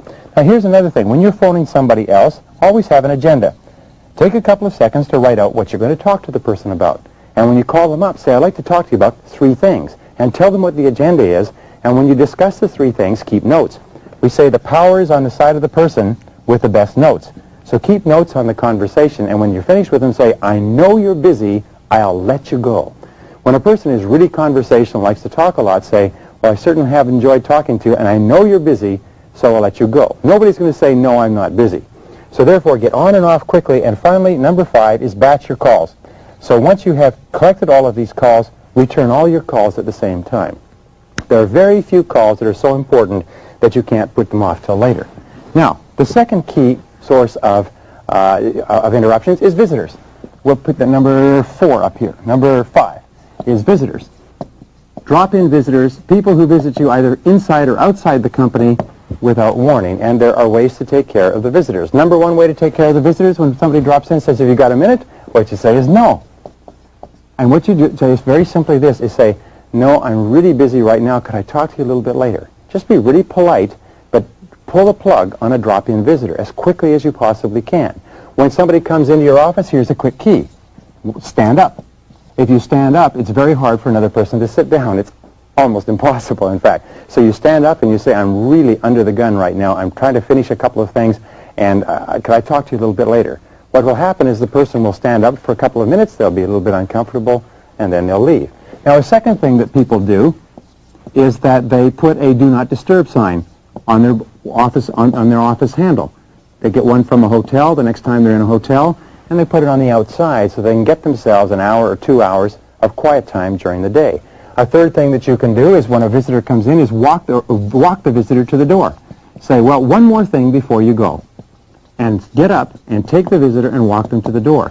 Something that people often do, by the way, is they say, hey, have I shown you something? And they say, something I wanted to show you. And you get up and you take them by the arm, and you take them outside of your office to show them something, and you say, I know you're busy. I'll let you get back to work. I'm in a hurry too, and get back to work. So dealing with the drop-in visitor is absolutely essential. Standing up is one of the great keys. If you stand up quickly when somebody comes in, they're unlikely to stay there for very long. The sixth major source of interruptions is meetings. Now here's a couple of points with regard to meetings. First of all, meetings are absolutely essential in business. They are a business tool. They're an absolutely essential way of sharing information, solving problems, doing joint problem solving, and so on. Also team building. However, an excess of meetings indicates malorganization. What does that mean? It means that nobody is really sure what they're supposed to be doing, and there's probably too many people. So meetings are a great waste of time. The average person spends about 3 to 5 years of their life in meetings, and about 50 to 70% of that time is wasted. So how do you cut down on the amount of time that you waste in meetings? Here's the keys that have been discovered over and over again. First of all, don't go. If you can possibly get out of a meeting, don't go to it. Say, is it necessary for me to be at this meeting? Now, if you're holding a meeting, here's a critical point. Take the number of people who will be attending, multiply their hourly wage by the number of people to work out the cost of that meeting. If you have 10 people who are earning $25 an hour each, you have a meeting that costs $250 an hour. If somebody came to you and said, could I spend $250, what would you say? You'd say, wait a minute, what's the reason for this meeting? What's the purpose? Why are we going to spend $250? And you need to know the purpose of every meeting. So therefore, once you've determined the purpose of the meeting, be sure that you have an agenda. If you are not organizing the meeting, make sure that somebody else who is organizing has an agenda. The fourth thing that you can do to make meetings more effective is to have start and stop time and stay on schedule. If the meeting is supposed to go from 8:30 to 9:30, make sure it goes from 8:30 to 9:30. E, assume the latecomer is not coming. Don't wait for anybody. Just plunge right into the meeting. F is start with the most important items first on the agenda.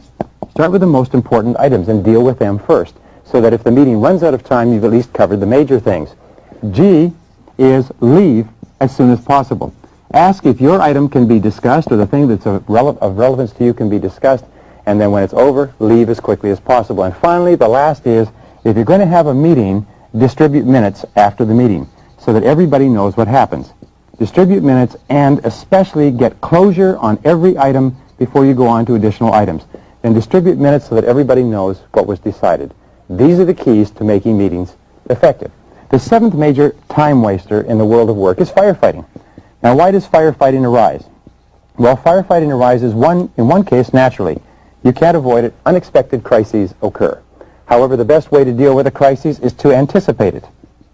Now, here's the rule. If the same crisis arises more than once, the reason that has happened is because nobody has thought about how to put into place a policy that deals with it. So the first thing in dealing with a crisis, A, is to stop and think. Before you react, stop and think. Get the facts.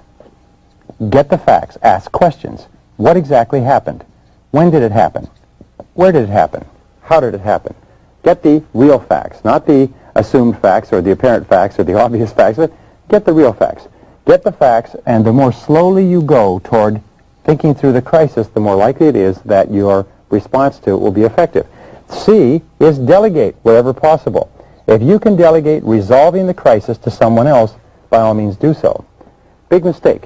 If you come up through the ranks, and one of the things you do is you come up as you deal with this type of problem, when you rise to higher positions, you'll have a tendency to fall back into your comfort zone and go back and try to deal with the problem. So firefighting is a natural tendency for us because it's comfortable, so delegate. And finally, the last key to delegation is decisiveness. Whatever you do, make a decision. Make a decision and then get on with it. Which brings us to the eighth reason for time wastage in organizations, and it's socializing. And as we said before, the average person spends as much as 30% of their time socializing. The fact is that socializing is a great waste of time, so what you simply ask is this what I've been hired to do? Not only is this what I've been hired to do, would I pay someone else to do what I'm doing? And remember, work all the time you work. Treat the working environment like a business environment and get away from socializing. Save your socializing for after-work activities. Number 9 is indecision. Indecision is almost invariably caused by either ignorance or fear. And one of the things we know about this indecision is that 80% of all decisions should be made now. One question you always have to ask yourself is this a decision that has to be made by me? And if it's not, delegate the decision. If possible, make the decision quickly. And we say that successful people are not necessarily those who make the right decisions, but they make their decisions right. In any case, indecision drags out time more than you can possibly imagine. Number 10 has to do with knowledge workers. The fact of the matter is, today, most of our employees are knowledge workers. Knowledge workers are people whose work is characterized by producing results. They produce results. And it takes a lot of time and a lot of unbroken time to converse with knowledge workers, to help them articulate, to help them think, to dialogue, and so on. So you cannot rush dealing with knowledge workers. Critical point. Number 11, you have to ask yourself, whose time do you waste? Whose time do you waste? Because you are also a time waster for other people. Do you keep people waiting? Do you keep people delayed? Do you come late for meetings? Do you promise things and then not do it? So ask other people, how do I waste your time, and then do everything possible to eliminate it. The 12th form of time wasting is perfectionism, is trying too hard to do the job too well the first time. So ask yourself, how well does a job have to be done? And if you can do it that well, then don't worry about getting it right. Internal memos, things for internal distribution, don't have to be done perfectly every time. Number 13 major time waster is television. Now, the average adult in America wastes 25% of their time, their discretionary time, watching television. The average adult in America could become rich if all they did was not waste their time on television. Now, the way that you deal with television is to first of all understand that excessive television watching, now not watching a learning program like this on video, but excessive television watching is very hurtful. It causes you to become passive. It turns your mind to porridge. It causes you to become apathetic. It causes you to lose your capacity to think critically. And what it does is it causes you to lose your aggressiveness. So here's the key to television. Cut down by 1/2 hour per week. Chief executive officers of Fortune 500 corporations watch less than 5 hours of television per week.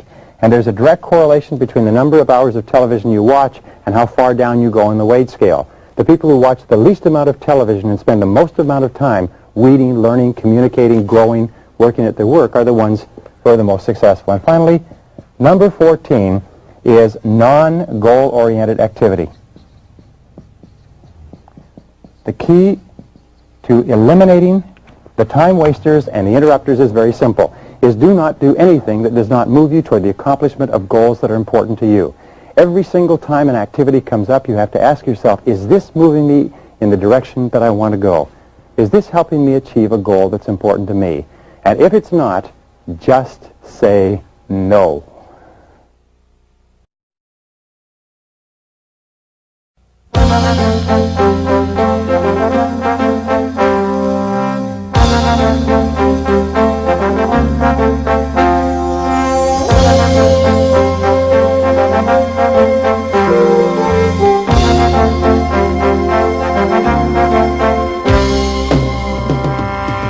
Procrastination is the enemy. Procrastination is your enemy. Procrastination is my enemy. Procrastination is not only the thief of time, it's the thief of money, it's the thief of life, it's the thief of success, it's the thief of happiness, it's the thief of self-esteem and high achievement. Procrastination is something that you need to go to work to strategically, step by step, eliminate as a part of your life. And in this session, I'm going to tell you how to do it. The wonderful thing about procrastination, if there's anything good, is that when you eliminate procrastination, you have the key to success. Let's start off with that point. Number one, the elimination of procrastination is the key to success. In fact, you cannot imagine a successful person who's a procrastinator, and you cannot imagine a person who gets things done immediately who is unsuccessful in any way. So, number two is in order to overcome procrastination, you need good organization. You need good organization. You need to take the time to think and plan. You need to take the time to think, what is it you're trying to do? How are you trying to do it? What are the most important things that you've been hired to accomplish? What are your key result areas? What are your most important priorities? And so on. So what we've been talking about up to now is giving you all the tools necessary, including eliminating the time wasters and especially eliminating this one. So now you're well organized, you've got your goals, you've got your plans, it's time to go. What are the obstacles to eliminating procrastination? Well, here's one of the primary ones. We talked about it very early, and it's the difference between the urgent and the important. We said before that the urgent is seldom important and the important is seldom urgent. But what happens is that the important things, the ones that are not urgent, are the ones that can contribute the most to our lives. They're also the biggest tasks, and they're the ones that have the greatest negative consequences if we don't complete them on time. What is important eventually becomes urgent. So what do? We don't allow ourselves enough time. We hurry and try to get a lot of things done in a short period of time. We don't do them as well as we could, and our critical, biggest opportunities for high performance are kicked out from under us. The natural tendency to delay on our important but not urgent tasks builds the habit of procrastination, and pretty soon, if we're not careful, we start to procrastinate on everything. Well, the fourth key to overcoming procrastination is to use procrastination in this way. Use what we call creative procrastination. Creative procrastination is another way of calling it or referring to completion by deletion. Creative procrastination says that since you can't do everything, law of forced efficiency, you have to do something. So what you do is you procrastinate on the 80% of tasks that only account for 20% of your results, so that you have enough time to spend the 80% of your time on the 20% of your tasks that account for the 80% of your results. Are you with me on this? In other words, you consciously choose what subjects or what areas or tasks you're going to procrastinate on, and then you deliberately refuse to do those things because they do not contribute to the most important goals you have set for yourself. We say, by the way, that intelligence, if you want the highest hallmark of intelligence is doing those things that move you toward the accomplishment of your most important goals. And the flip side of intelligence is lack of intelligence or stupidity, and stupidity is not doing the things that move you towards your goals or doing things that move you away from your goals. So creative procrastination is very important. What things are you not going to do so that you have time to do the things that you have to do in order to be successful? Now, the fifth key is to launch. The fifth key with regard to procrastination is to get on with it. Get on with it. The natural tendency for most people is they procrastinate. They give in to the tendency to clear up small things first. And by the way, the more you work on small things, the more they multiply, so you never get them all done. And they procrastinate. So the way that you get started on your major task is you launch. In fact, a longitudinal study indicated that the ability to launch on something important is a critical factor of success. And here's a couple of techniques that you can use to get started, to launch. The first technique is what is called the salami slice technique. Now, when we look at a large job or task, it's usually overwhelming and it daunts us, and we have a tendency to make excuses and to put off getting started until everything is just right. The salami slice technique says when you take a loaf of salami, you don't try to eat the whole thing at once. What you do is you just carve off a slice. And with regard to procrastination, you take your most important task and you write out a list, a clear plan and a list of everything that you need to do, and then you slice off one piece and you do just that. Maybe you just make a phone call. Maybe you just assemble some information. Maybe you just prepare. But you slice off one small piece and you do that until it's complete. Don't worry about anything else. A second method, which is similar to this, is what is called the Swiss cheese technique. And the Swiss cheese technique says what you do is you pick a 5-minute piece of the job. You punch a hole in the job by saying, I'm going to do this 5-minute piece and nothing more. So you salami slice or Swiss cheese, and what it does is it gets you started, it gets you launched. Very often, by the way, once you get started, they say well begun is half done. Once you get started, sometimes you'll have the momentum. You'll develop what they call the big mo, the momentum, and you'll start working toward getting it achieved. Now, the seventh key to overcoming procrastination is to establish a reward structure for yourself, a reward schedule. Now, a reward schedule we've talked about before just simply says this. is if you have jobs that you procrastinate on, give yourself an organized reward for each thing that you're going to do. When we talk to salespeople, for instance, we say you have to make a certain number of prospecting calls. Well, if you like coffee, do this. Instead of giving yourself a cup of coffee just when you come in, give yourself a cup of coffee after you've made 5 calls. Do you like cookies? Well, break up a cookie and give yourself a piece of cookie.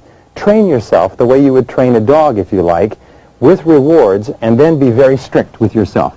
This is where you see what you're made of. It's one thing to say I'm going to give myself a reward only after I have done it. But then can you stick to it? Because if you can stick to it, not only is it a mark of character, but it will help snap this habit of procrastination. Now, number 8 is develop a sense of urgency. We said earlier that senior executive officers were asked what characteristics would most put a person on the fast track. And they said the first one was to separate the relevant from the irrelevant, to do what is important, to set priorities. The second is to get on with the job and do it fast. Develop a sense of urgency. A sense of urgency is possessed by less than 2% of the population. And you know something? Just about everybody works for them. A sense of urgency means that when the job comes up, you get going. You do it now. Do it now. Do it now. You say to yourself over and over again, I do it now. Do it now. Do it now. Some companies used to get everybody together in the morning and they would say, I do it now. Do it now. Do it now. 50 times a day. And what this does is it programs this command into the subconscious so that you're unconsciously impelled into doing your most important tasks.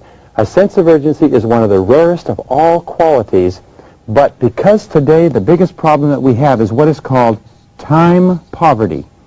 In other words, everybody feels short of time. We have more money than time in many respects.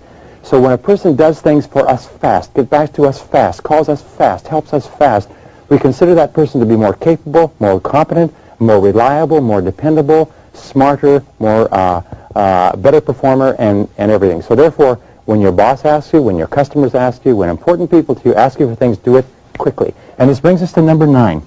And it is that fast tempo is essential to success. Fast tempo in every study is essential to success.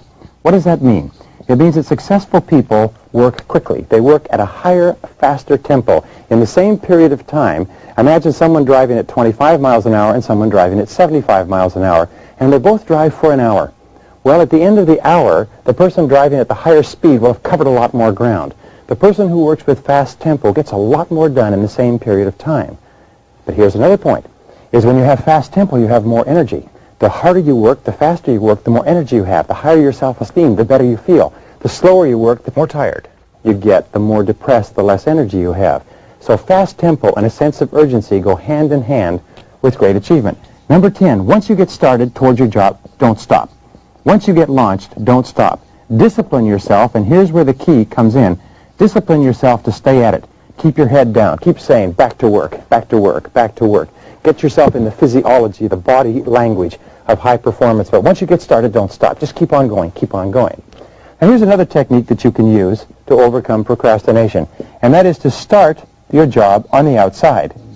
Start your job on one of the smaller tasks that you have to do. You see, a task has a lot of little jobs that have to be done. It also has core jobs. So start on the outside and do something small. Another thing that you can do, if you have the right temperament, is start on the inside. And start with the core task. Start with the most important part of the job that has to be done, and do that. Either one of these will often get you going. The 13th key to overcoming procrastination is start with the worst. Start with the worst possible thing that you have to do every day. There's a little joke that says that if you get up in the morning and you eat a frog first thing in the morning, what will happen is that you'll overcome procrastination because you'll know that the worst thing that could possibly happen to you has happened to you already. You've eaten a live frog. What this means is when you get up in the morning and you start off with the most unpleasant task. They've done several studies with regard to exercise, by the way, and they find that people who exercise first thing in the morning are several times more likely to continue exercising than people who wait until later in the day, because later in the day there's always a reason to procrastinate. So therefore, start off your morning, start off your workday by doing the most unpleasant but often the most important thing first. Now, number 14. Many people are motivated to do things as a result of fear. So therefore, ask yourself, What are the negative consequences of not doing this job and getting this job done on time? What are the negative consequences? When you think very clearly about what might likely happen to you if you don't do the job well, often it will motivate you toward doing the job. Now, other people, number 15, are motivated by desire. How do you motivate yourself by desire? Well, you visualize the job as complete. Visualize the job as 100% complete, and think of all the positive benefits that will accrue to you by doing the job and doing the job well. Best technique, use them both. Think what might happen if you don't get it done. Think what might happen when you do get it done, and the combination of those two will often impel you forward. Number 16 key is designate a particular time to work. Say, look, I am going to work for 15 minutes on this task from 8 a.m. to 8:15. And just give yourself a specific time. Now, you may give yourself 30 minutes or 90 minutes, but instead of worrying about getting the whole job done, just to designate a specific time and say, after this, I'll go on to something else. Often, this will break the back of the procrastination and will launch you into it.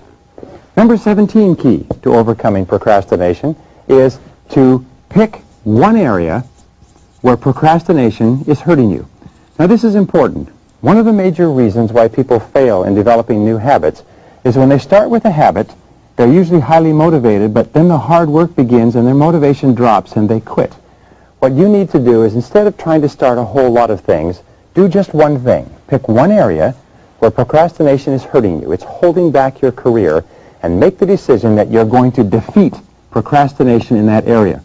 Just like a military principle, select your enemy, procrastination, select the area or your choice of terrain and go to work to hammer procrastination in this particular area. The wonderful thing is this, is that overcoming procrastination in one area has a halo effect and enables you to begin overcoming procrastination in other areas. Whereas if you try to beat procrastination in your whole life, what will happen is you'll hit this dip. It's called the motivation dip. You'll hit this dip, and what will happen is you won't overcome procrastination anywhere. So start off by picking one area where it's hurting you the most, and go to work. If it takes a day, a week, a month, affirm, visualize, plan, organize, use all of these ideas, but kill procrastination where it seems to be holding you back. And this brings us to number 18.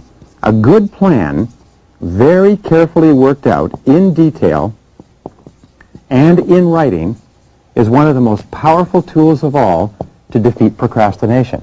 So sitting down and thinking through your goals very clearly, planning your goals, planning your activities, setting priorities, working out a schedule, working out a project management sheet, and putting it in writing is a very powerful way to launch or drop kick you into doing the job. Number 19 is to remember the 20-80 rule. The 20-80 rule says sometimes the first 20% of what you do accounts for 80% of your results. Sometimes what you need to do is just launch yourself into the first 20%, and then you're over the hill and you're on the way down toward completion. The last two, number 20, are rationalization. Rationalization always accompanies procrastination. Rationalization is making excuses for not doing what we know we should do. So don't allow yourself to make excuses because it leads to insanity. All right, and finally, number 21 key is to set deadlines. Deadlines are a powerful way to overcome procrastination. Is set a very clear deadline for yourself, promise yourself, and promise other people that you're going to have the job done by that time. Encourage those other people to check on you. Keep them informed. Tell them how it's going. And insist to them it'll be done. And sometimes promising others will help you break the procrastination habit and put you on to the high road to success.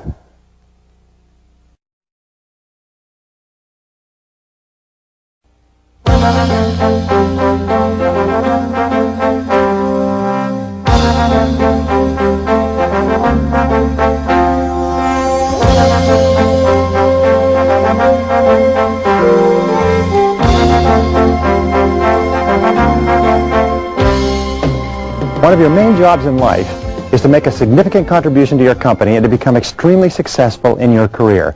And your success is going to be largely based on two laws or principles. The first law is called the law of accumulation.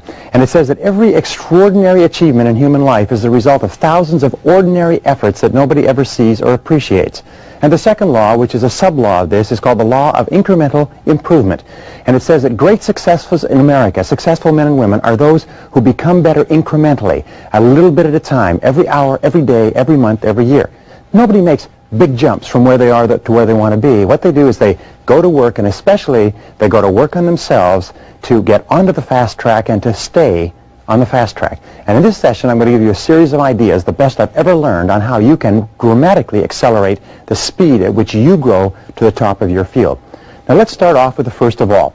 You've heard this many, many times. The first thing you've heard is that knowledge is power. Knowledge equals power. However, it's not that simple. It's not just knowledge. It is practical knowledge that can be applied to getting the critical results in your particular field. It is knowledge that you can use to increase your value and to increase the value of your organization. So the more knowledge you take in that you can use to do something with, the more successful you'll be. In one study a little while ago, they concluded that the top people in every field were different from the others because they simply know more than the average person. They have more knowledge. It's one of the finest and fastest forms of leverage and one of the best ways to accelerate your career that you can imagine. Because we know, number two, is that information and knowledge is doubling every 7 years in America in every single field. That means that in order for you to keep up, your knowledge has to double every 7 years as well. In fact, we know that today, this year, they will publish 2 million articles and 100,000 books. And in order for you to keep current, you have to double your knowledge, or you don't stay in the same place. You actually start to fall behind. Now, the third point is that your success in life will be in direct proportion to the amount of useful information that you have. Sometimes all you need is one key idea at the right time and the right place to totally change a situation, to have an insight or to see a method or a technique that you can use that can dramatically change the whole future of your business and your career. Now, here's an important point with regard to information and knowledge, is that the amount of knowledge you have can be like the amount that is in a bucket or a pot. When you start off your career, the amount of information or knowledge that you have is limited. So the amount of rewards that you have is equally limited. Your rewards and your knowledge, your practical knowledge, will be equal. As you increase your knowledge, you increase your rewards. As your knowledge and information goes up, your rewards go up, and as your knowledge and information go up higher and higher, your rewards get higher and higher. But here's the point. Your job, of course, is to put as much knowledge and information into this pot as possible, but there's a leak. There's a drain in the bottom of the pot. What does it mean? It means that some of your knowledge is draining out all the time. It's becoming obsolete. So if you stop putting new knowledge into the top of the pot, you don't stay in the same place. You actually start to fall back. Now, what's one of the finest ways that you can upgrade your knowledge, stay on the fast track, keep up? And it is to read. And it is to read 1 hour per day. Reading 1 hour per day can change your life. Reading 1 hour per day will make you an expert in as little as 3 years. Reading 1 hour per day will make you a national authority in 5 years. If you read 1 hour per day, it'll translate into approximately 1 book per week. Now, this doesn't mean newspapers. This doesn't mean television guides or magazines. It means reading mental protein, reading something that teaches you something educational, something that helps you to advance in your field. The average adult has approximately 72 discretionary hours a week. That means that you sleep 8 hours, you work 8 hours, you've got 72 hours left. What we're saying is take of those 72 hours and spend 7, or tithe if you like, invest 10% of your discretionary hours in your field. It'll translate into a book a week. It'll translate into 50 books a year. It'll translate into more than 500 books in 10 years. Now, the average adult American reads less than 1 nonfiction book a year. If you were to read only 1 nonfiction book each month, not once a week, but once a month, that would put you into the top 1% in professional development in America. So read 30 to 60 minutes each day, read 1 book a week, read 50 books a year, and it'll move you to the top of your field. Absolutely guaranteed. Number 5, key to keeping up and staying on the fast track, is use what we call the Stu Leonard method. Now, what Stu Leonard is one of the most famous retailers and grocery store operators in the world, and what he found is he reads voraciously. He reads and he takes notes. But what he does is he takes and he'll read a book and he'll underline all the key points in that book. Then he turn the book over to his secretary, have the secretary type up and take not a synthesis, but a synthesis of the key ideas, type it all up and make it available to him and to other people so that he can go over all the key ideas in a book, and his staff can do the same thing too. So use the Stu Leonard method by reading books, underlining the key points, and then having somebody summarize them all. The sixth key point to keeping up is to read key magazines. There are key magazines in business and there are key magazines in your field, and you need to keep current with them. At the same time, you need to discontinue magazine subscriptions and newsletter subscriptions and even newspaper subscriptions that don't contribute to your major goals. So read Forbes, read Fortune, read Success Magazine, read Inc., read the key trade magazines in your field. Why? It's because the top people in every field read the magazines in their field. The inferior people read the newspapers, they read irrelevant things, or they just watch television. Number 7, use what is called the rip and read method. Most people are getting too much information and they can't handle it all, leading to what is called pileitis. We keep making piles and piles of materials that we intend to read sometime but we never get to, and the material becomes more and more obsolete. So use rip and read. Now what is this? Well, what you do is, first thing when you get a magazine is, instead of reading the magazine the way it's designed, which is to take you past all the advertising, what you do is you go straight to the table of contents, you look through the articles, you decide only the articles that you want to read, and then you go straight to the article. Go straight to the article and rip it out. Rip it out and put it into a separate file for reading later, and then discard the magazine. Throw it away. In other words, discipline yourself not to become distracted to read everything that's there. Read only what's important, or you'll end up not only not reading what's important, you'll end up not reading anything. So use the rip and read method and put it all into a file, and this is a file that you follow up with on what we call gifts of time. Now, a gift of time is time that you have between meetings. Gifts of time are times that take place during transition. We often call it transition time. When you're traveling, when you're waiting for a plane, when you're waiting an appointment, you carry your file with you and you take out your file and just read through the articles. I will tell you this, it's absolutely astonishing how much material you can keep current with, because in an entire article there only may be 1 or 2 ideas. By the way, always read with a red pen or with a highliner so that you can circle, underline, or highlight the critical ideas so that you can instantly go back to those. Sometimes going back to a critical idea 2 or 3 times is all it takes to cement it into your subconscious and have it available for life. Now, number 9 is learn how to read a little bit at a time in the great books. Again, we use the law of incremental improvement. Everybody wants to be a well-educated, well-rounded person. But what they have found is that if you take the great books, and there's about 100 of them that are put out by, I believe it's the University of Chicago, if you read 15 minutes each day in the great books, you will read all the great books in the course of your lifetime. So at the end of the day, instead of reading something light or pablum, just take a great book and read 15 minutes and think about it, sometimes before you go to sleep. I was speaking to the author the other day, and he said this wonderful thing. He said, if each day you read 1 poem, 1 short story, and 1 essay, in 3 years you will have read 1,000 poems, 1,000 short stories, and 1,000 essays, and you will have spent less than 1 hour a day. Not only that, you'll be one of the best educated people in the entire country. The quality of your thinking, your ability to use your mind to accomplish your results will expand dramatically. Now, if you're going to do a lot of reading, and by the way, some people say, well, I'm not very good at reading, then learn how to read. If you didn't learn how to read in school, then take remedial reading courses, because all readers are leaders. Leaders are readers, and readers are leaders. So learn how to speed read. First of all, learn how to read well. Set it up as a challenge or a goal, then learn how to speed read. Take a speed reading course. The fact is, they guarantee that you will triple your reading speed in the first lesson in a speed reading course, and they're right. They do it. Use what is called the OPIR method when you read a book. The OPIR method is, first of all, overview. Take a quick look at the book. Outside the book, the writer, the author, the jacket, the quotations, to decide whether you want to read it at all. One of the fastest ways to save time in reading a book is to throw the book away if it's no use to you. Second of all, do a preview. Now, in a preview, what you do is you read the table of contents through, and then you quickly flip through the book to look at the title headings, look at the subtitles, look at the layouts, charts, graphs, and so on, to get a feel for the way the book is read. Third, you do what is called an in-view. Now, an in-view, you always read for purpose. In other words, once you've done your overview and your preview, say, what do I want to get from this book? And then in your in-view, seek the purpose of what you're looking for. And number 3 is your review. Immediately after reading the book, do a quick review of the book. This will take about half to 2/3 of the time it takes to read a normal book, but it will double, triple, quadruple the amount of retention. Your retention level will go up to about 80% in reading a book like this, and you'd be amazed at how many books you can get through. The 11th key to high achievement and to keeping up is audio tape learning. Listen to audio tapes in your car. Audio tape learning was one of the greatest breakthroughs in education since the history of the development of the printing press.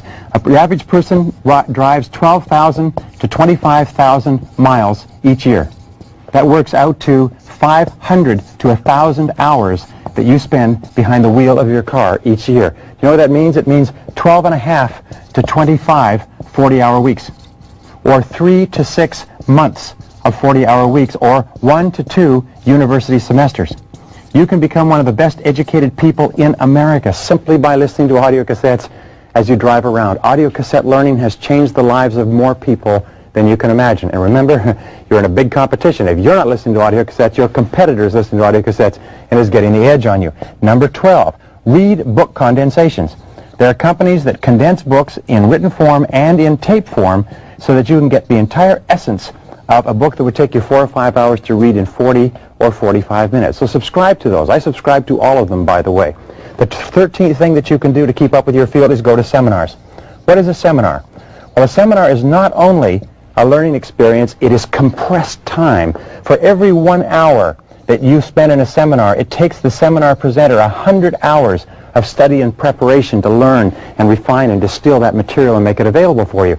So you can save yourself many, many hours, which means eventually weeks, even years, by going to seminars conducted by experts. Don't go to seminars conducted by people who teach at universities.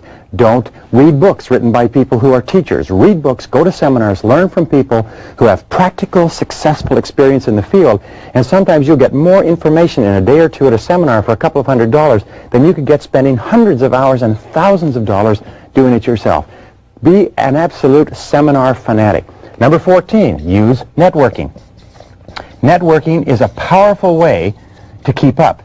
We found that 54% of managers who get ahead rapidly in America, 54% spend a lot of time networking.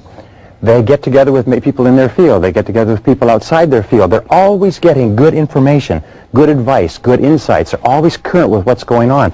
Some of the very best information, most timely, most valuable knowledge that you will get will come from networking on a regular basis inside and outside your field. By the way, in the same study, they found there were a lot of managers who were very competent and effective at getting the job done, but because they didn't network, they were missing an enormous amount of information and stuff was going right past them. So become an excellent networker. Get together for breakfast, get together for lunch, get together on a regular basis. Number 15, and this can help you as much or more than anything else, is join professional associations. Now here's an interesting point. Of the thousands of people that are in any particular field, only a few people join their professional associations. Only a few people attend on a regular basis.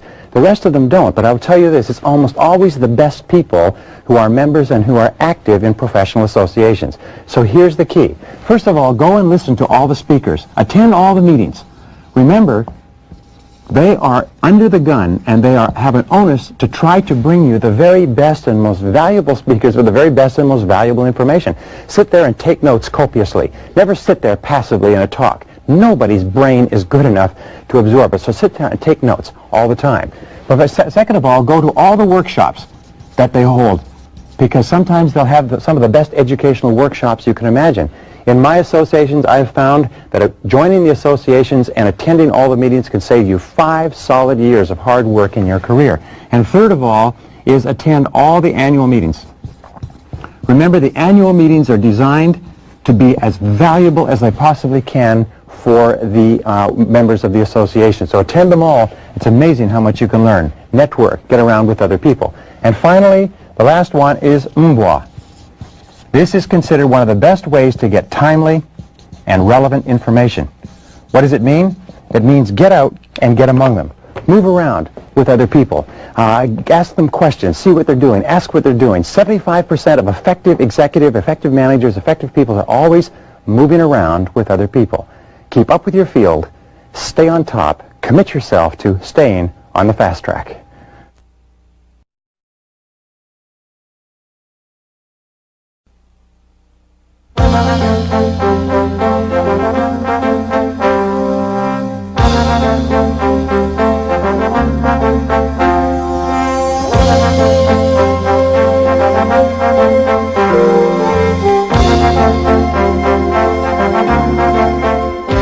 One of the keys to success in relationships is communication. In all successful relationships, the partners will always say that they communicate extremely well. And wherever communications break down or slow down or don't take place, you start to have problems. And one of the keys to effectiveness in the world of work is your ability to communicate effectively and well. In fact, even if you work in technical fields like computer programming or engineering, you spend as much as 75% of your time communicating and interacting with other people. So your effectiveness as a person is determined by your effectiveness in getting your message across and in getting the message clearly that the other person is sending. The starting point is to accept 100% responsibility for everything that you send and for everything that you receive, for both being heard and for hearing. The quality of your life is largely determined by the quality of your communications. And by the way, there's two forms of communications. The first form is your interpersonal communications, the way you talk to yourself and dialogue with yourself and think and plan to yourself. And the other form of communications is the way you interact with others. And, of course, one affects the other. So let's start off from the top. Number one is 75% of your time is spent communicating. The question is not whether or not you're a good communicator, but whether or not you're going to be a good communicator, because there's nothing more essential. We also know that one of the greatest time wasters in the world of work is poor communications.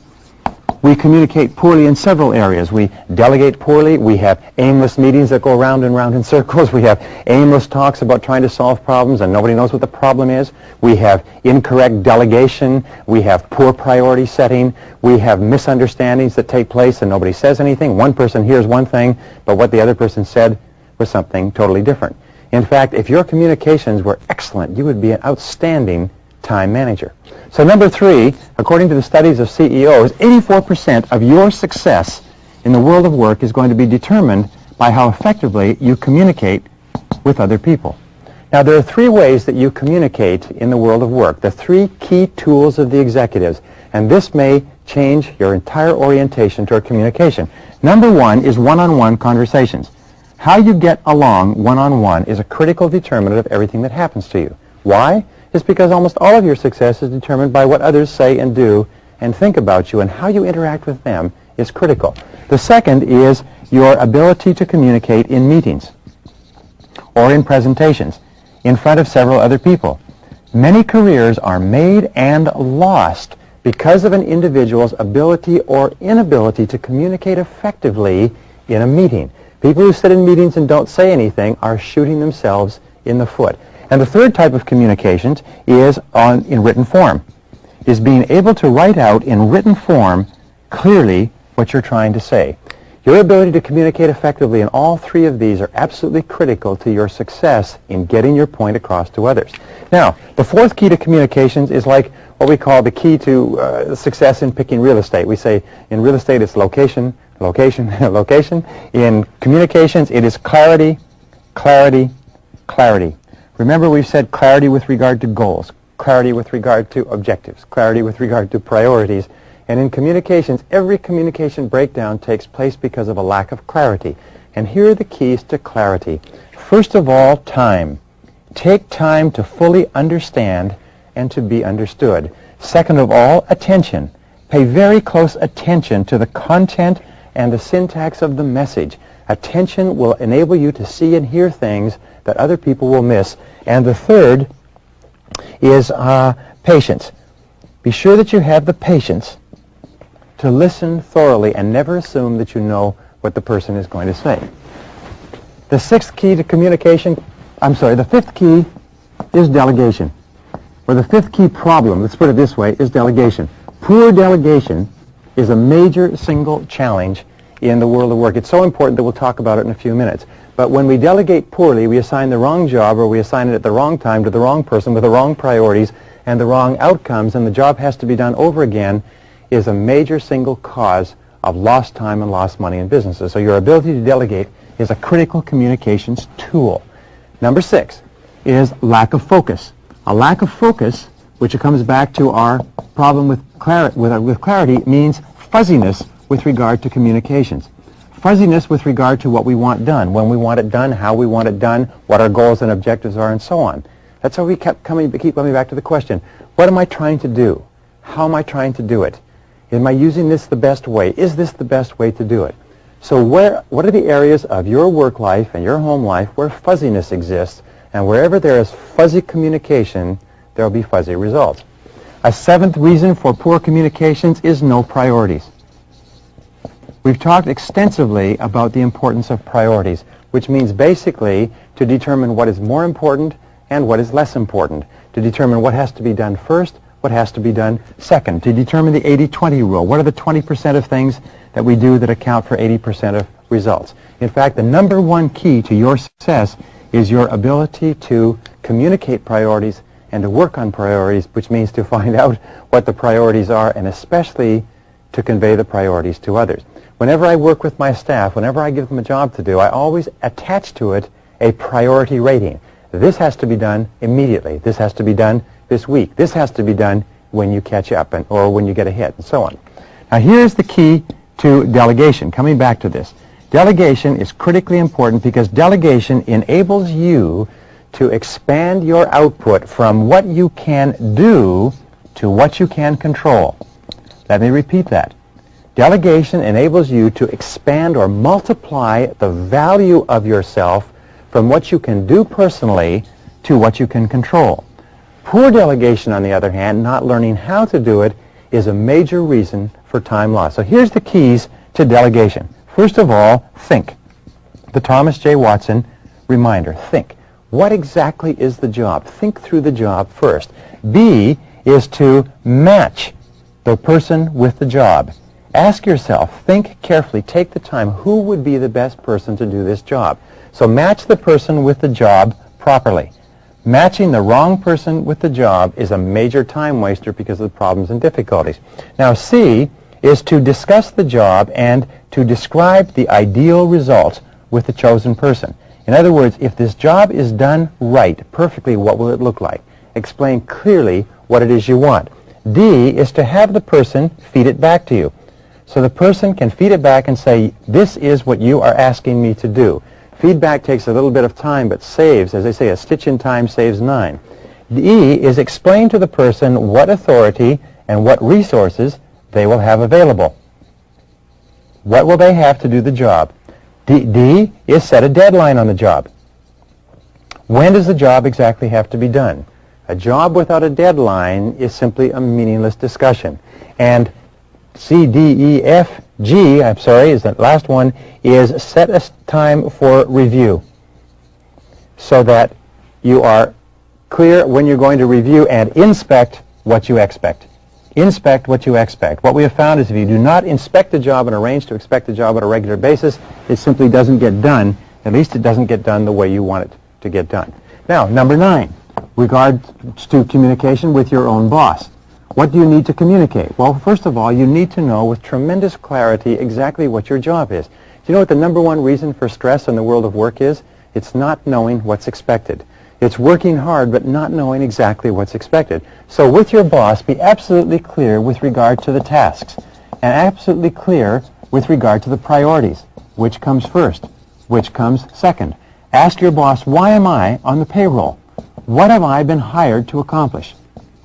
Now, one of the things which I suggest that people do with your boss is take your boss a list and give your boss a list of your jobs and ask your boss to organize the list in order of priority. Ask your boss to tell you which comes first, which comes second, which comes third, which comes fourth. Tell your boss you can't do everything, but you need to know clearly what is the most important thing. Now, here's the rule.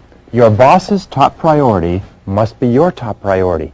If you want to put the foot on the accelerator of your own career, make your boss's top priority your top priority, you'll never make a mistake.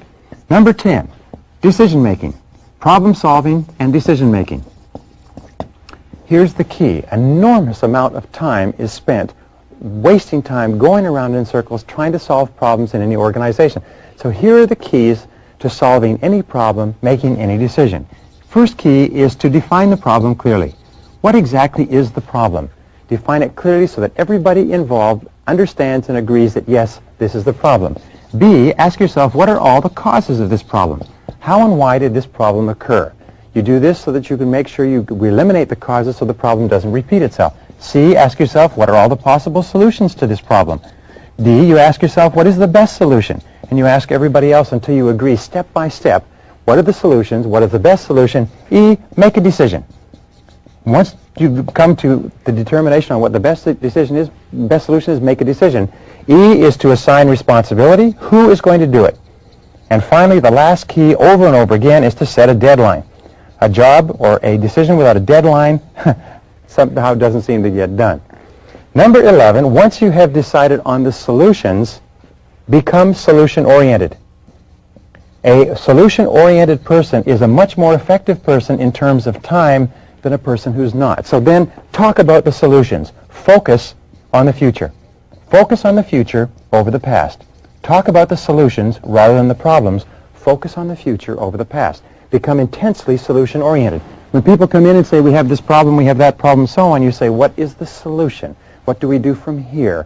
What is the thing that we do tomorrow? How do we resolve this situation? Rather than in getting lost in the rest of it. Number 12, in communication, look at what are called authority levels. In confusion over authority levels often leads to poor communications. There are three types of decisions that you make in any organization. Decision number 1 is a command decision. Make sure people know what this is. This is a decision that you make alone. Only you can make it. Number 2 type of decision is a consultative decision. A consultative decision is a decision that you take with input from other people. You ask other people their advice, you take the advice, you think it through, and then you act. The third type of decision is a consensus decision. A consensus decision is a decision that's made on the basis of democracy. In other words, the majority rules. If a person is discussing something with you and they think it's a consensus decision and their opinion is equally valuable, but in your mind it's a consultative or a command decision, you're not only going to have communication problems, you're going to have ego problems. And when you have bruised ego problems, you know you can spend as much as half of your time settling people down whose feelings have been hurt because they misunderstood. Number 13 is delegate everything that you possibly can so that you can have enough time to do any of the things that you need to do. One of the most important of all rules is to delegate, delegate, delegate. Delegate 100% of everything that anybody else can do. Here's the rule. Use what is called the 70% rule. The 70% rule says, rather than taking the job on yourself, ask yourself, who can do this job 70% as well as you? And then give that job to that person, rather than falling back into the temptation to take it yourself. Number 14 is networking. Networking is one of the most powerful of all communication tools. It enables you to get out and get among people, and as we said in the last session, 54% of managers who get promoted rapidly are known as great networkers. Why? Is they're always communicating, interacting. Remember, the quality of your communications, your interactions with other people, the quality and quantity is going to determine your success as much or more than any other single factor in your life. Number 15 with regard to communications is a task focus. Now, a task focus means the very best of all conversations are conversations that are focused on the job, focused on getting the job done. In fact, the healthiest, most positive relationships in the world of work are when people have a task focus. What is the opposite? Is an interpersonal focus, where people are always talking about people and personalities. Whenever you've lost a task focus and people are spending too much time talking about other people and what they think and what they feel and what's going on and the dynamics between people, you have poor organization and overstaffing. People have simply too much time on their hands, or they don't know clearly what it is they're supposed to do in order of priority, when they're supposed to do it, and so on. Which brings us to number 16 with regard to communications. It's the difference between managing versus operating. If you're very successful at operating, which is doing the job, you will move up from operating to managing. You will, as we said earlier, expand from what you can do to what you can control. But the natural tendency whenever you have a difficulty is that you will revert back to operating. So resist this tendency. The number one reason for failure in the executive suite is people fall back to operating instead of managing. Resist upward delegation. Don't let people delegate their tasks back to you. When a person gives you a task, your job is to get them to do the job. Number 18, we're almost to the back here, teach your subordinates how to do parts of your job. One of the fastest ways to use your communication skills to improve your output is to teach other people what to do. And number 19 is to outsource. One of the very best ways that you can use your communication skills to increase your productivity, your output, your effectiveness, and your performance is to outsource everything that you possibly can. Anything that anyone else can possibly do inside and outside your company, you should get them to do in order to be an excellent communicator.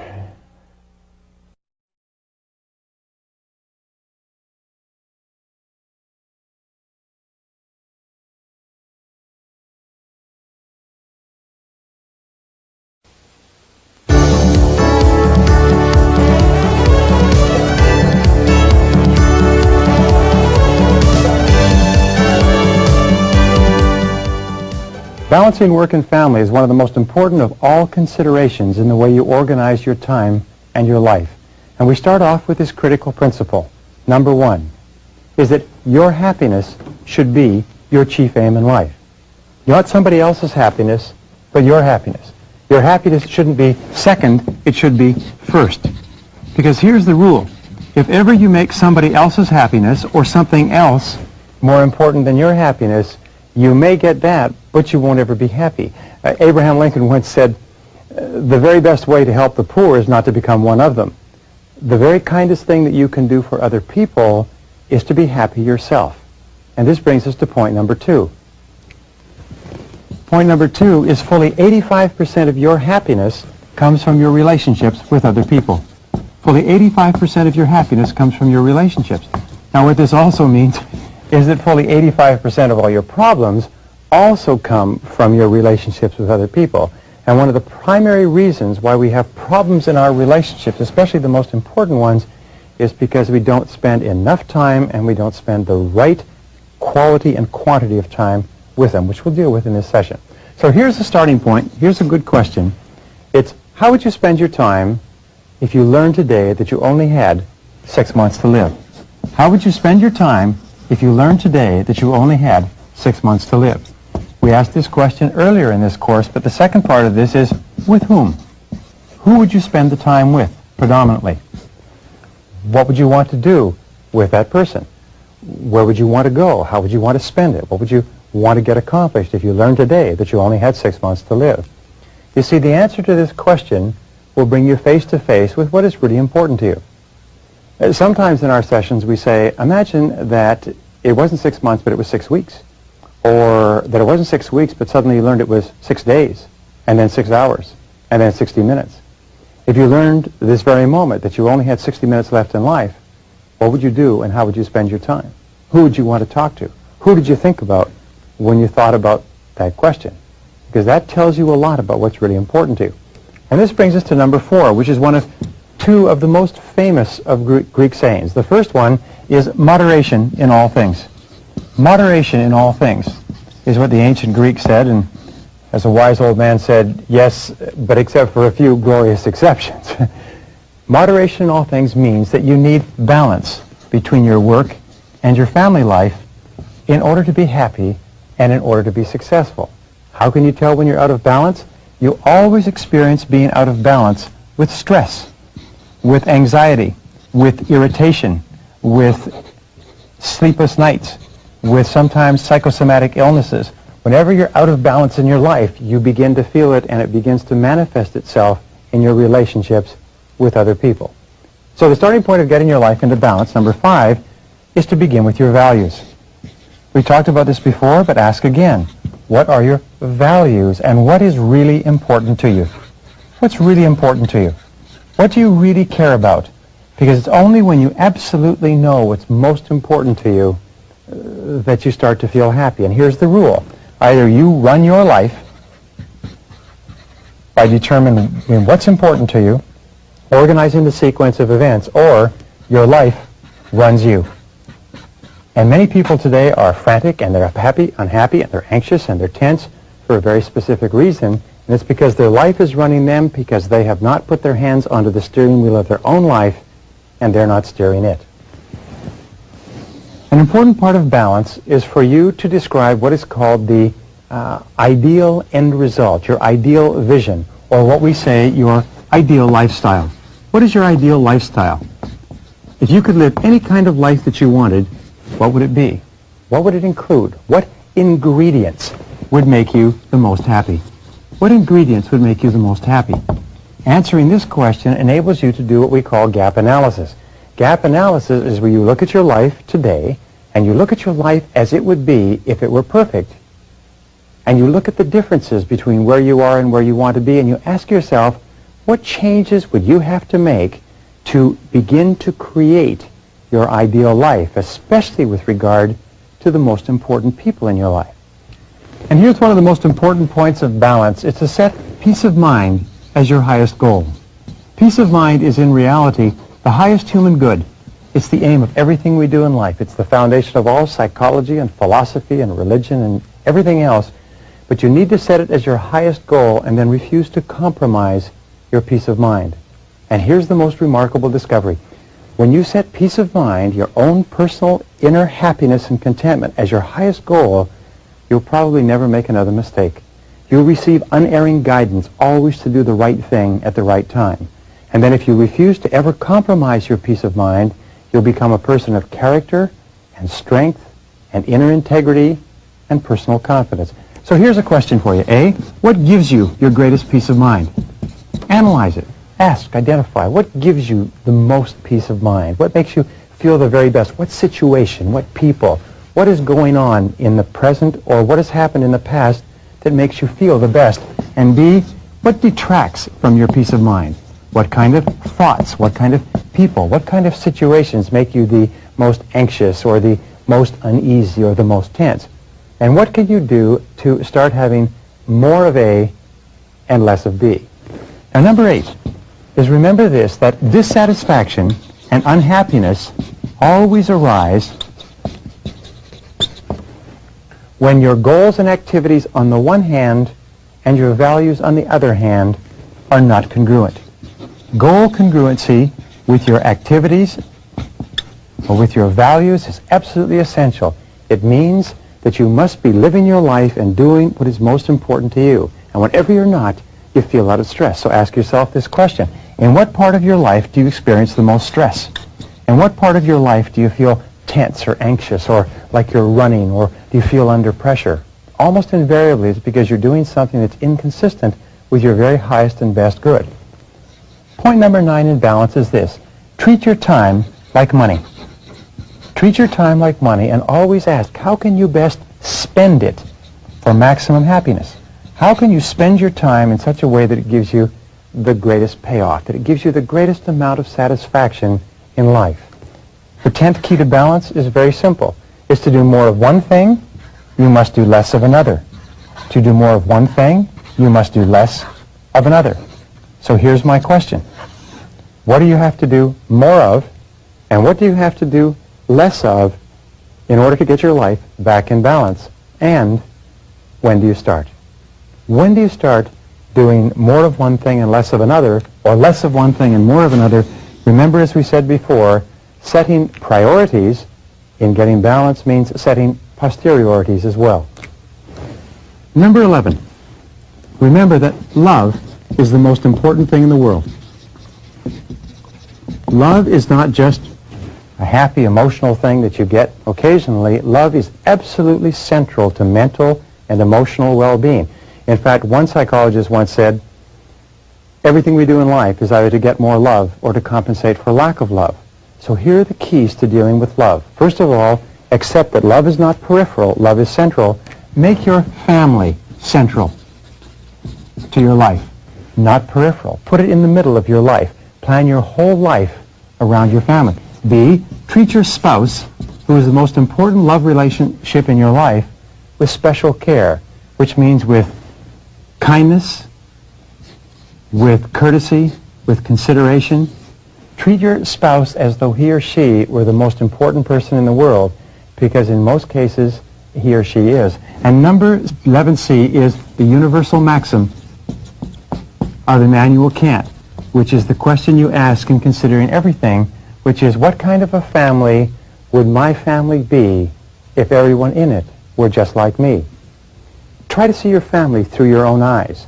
Try to look at your family from the perspective of how would they act or feel or behave if I treated them the way they treat me, if they treated me the way I treat them.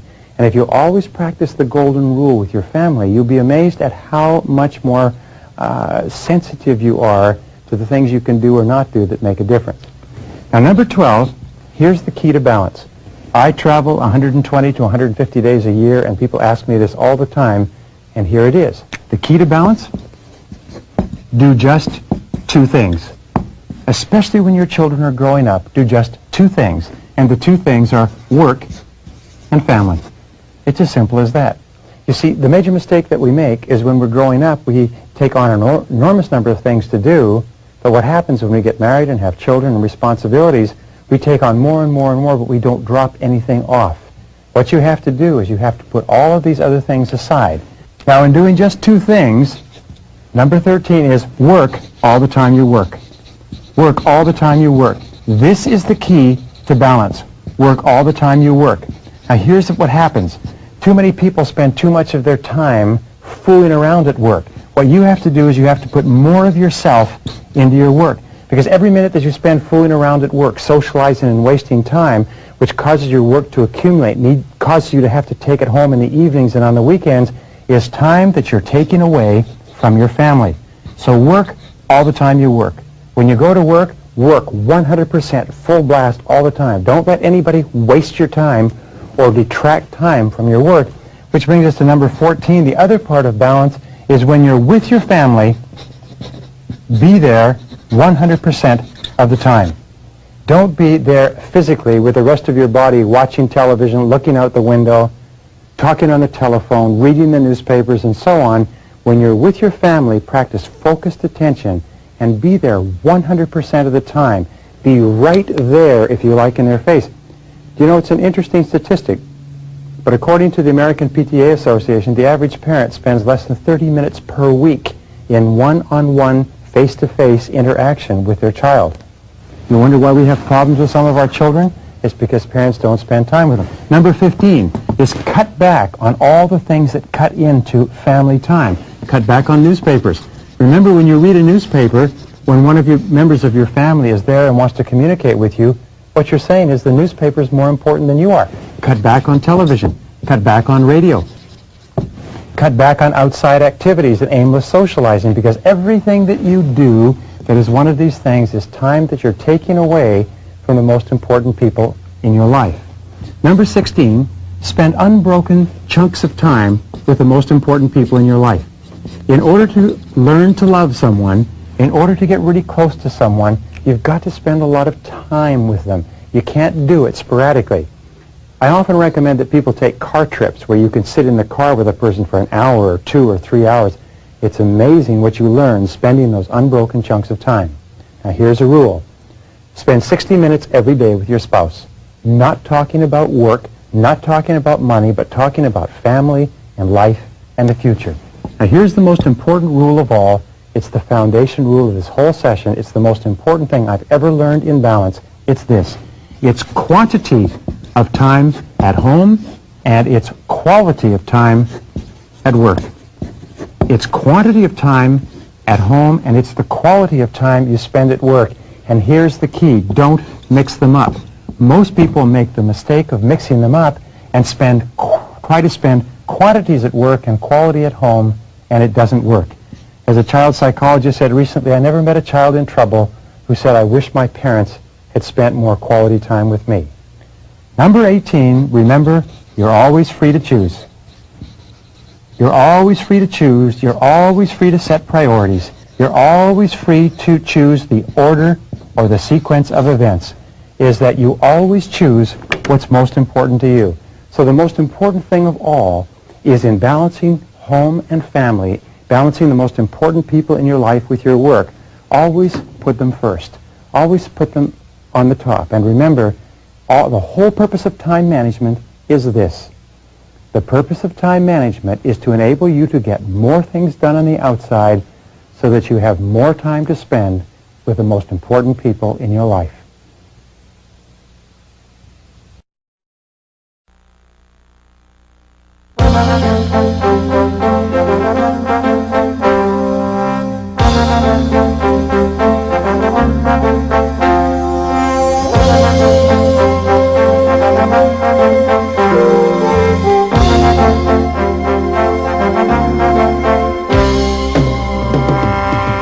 The one thing that makes you unique from every other human being in the world is the way you think. It's the quality of your mind, and especially the way you think about your time and your life. And if you think more effectively, if you think more positive, if you think more constructively about yourself, your time, your life, your activities, your relationships, your work, and so on, you actually improve them all. So in this session, I want to talk to you about the qualities of thinking of truly superior men and women and show you how you can develop them on an ongoing basis as you go about your day-to-day life. The first thing I want to talk about is what is called the development of a personal philosophy of time. A personal philosophy of time. Now, personal philosophy of time also means a personal philosophy of life. What is life? What does it mean? What does it stand for? And in life, there are two basic worldviews, and basically they're at opposite ends of the pole, and sometimes we fall in the middle. But the first worldview is a benevolent worldview. People with a benevolent worldview are those who have a positive mental attitude, generally speaking, toward themselves and their life.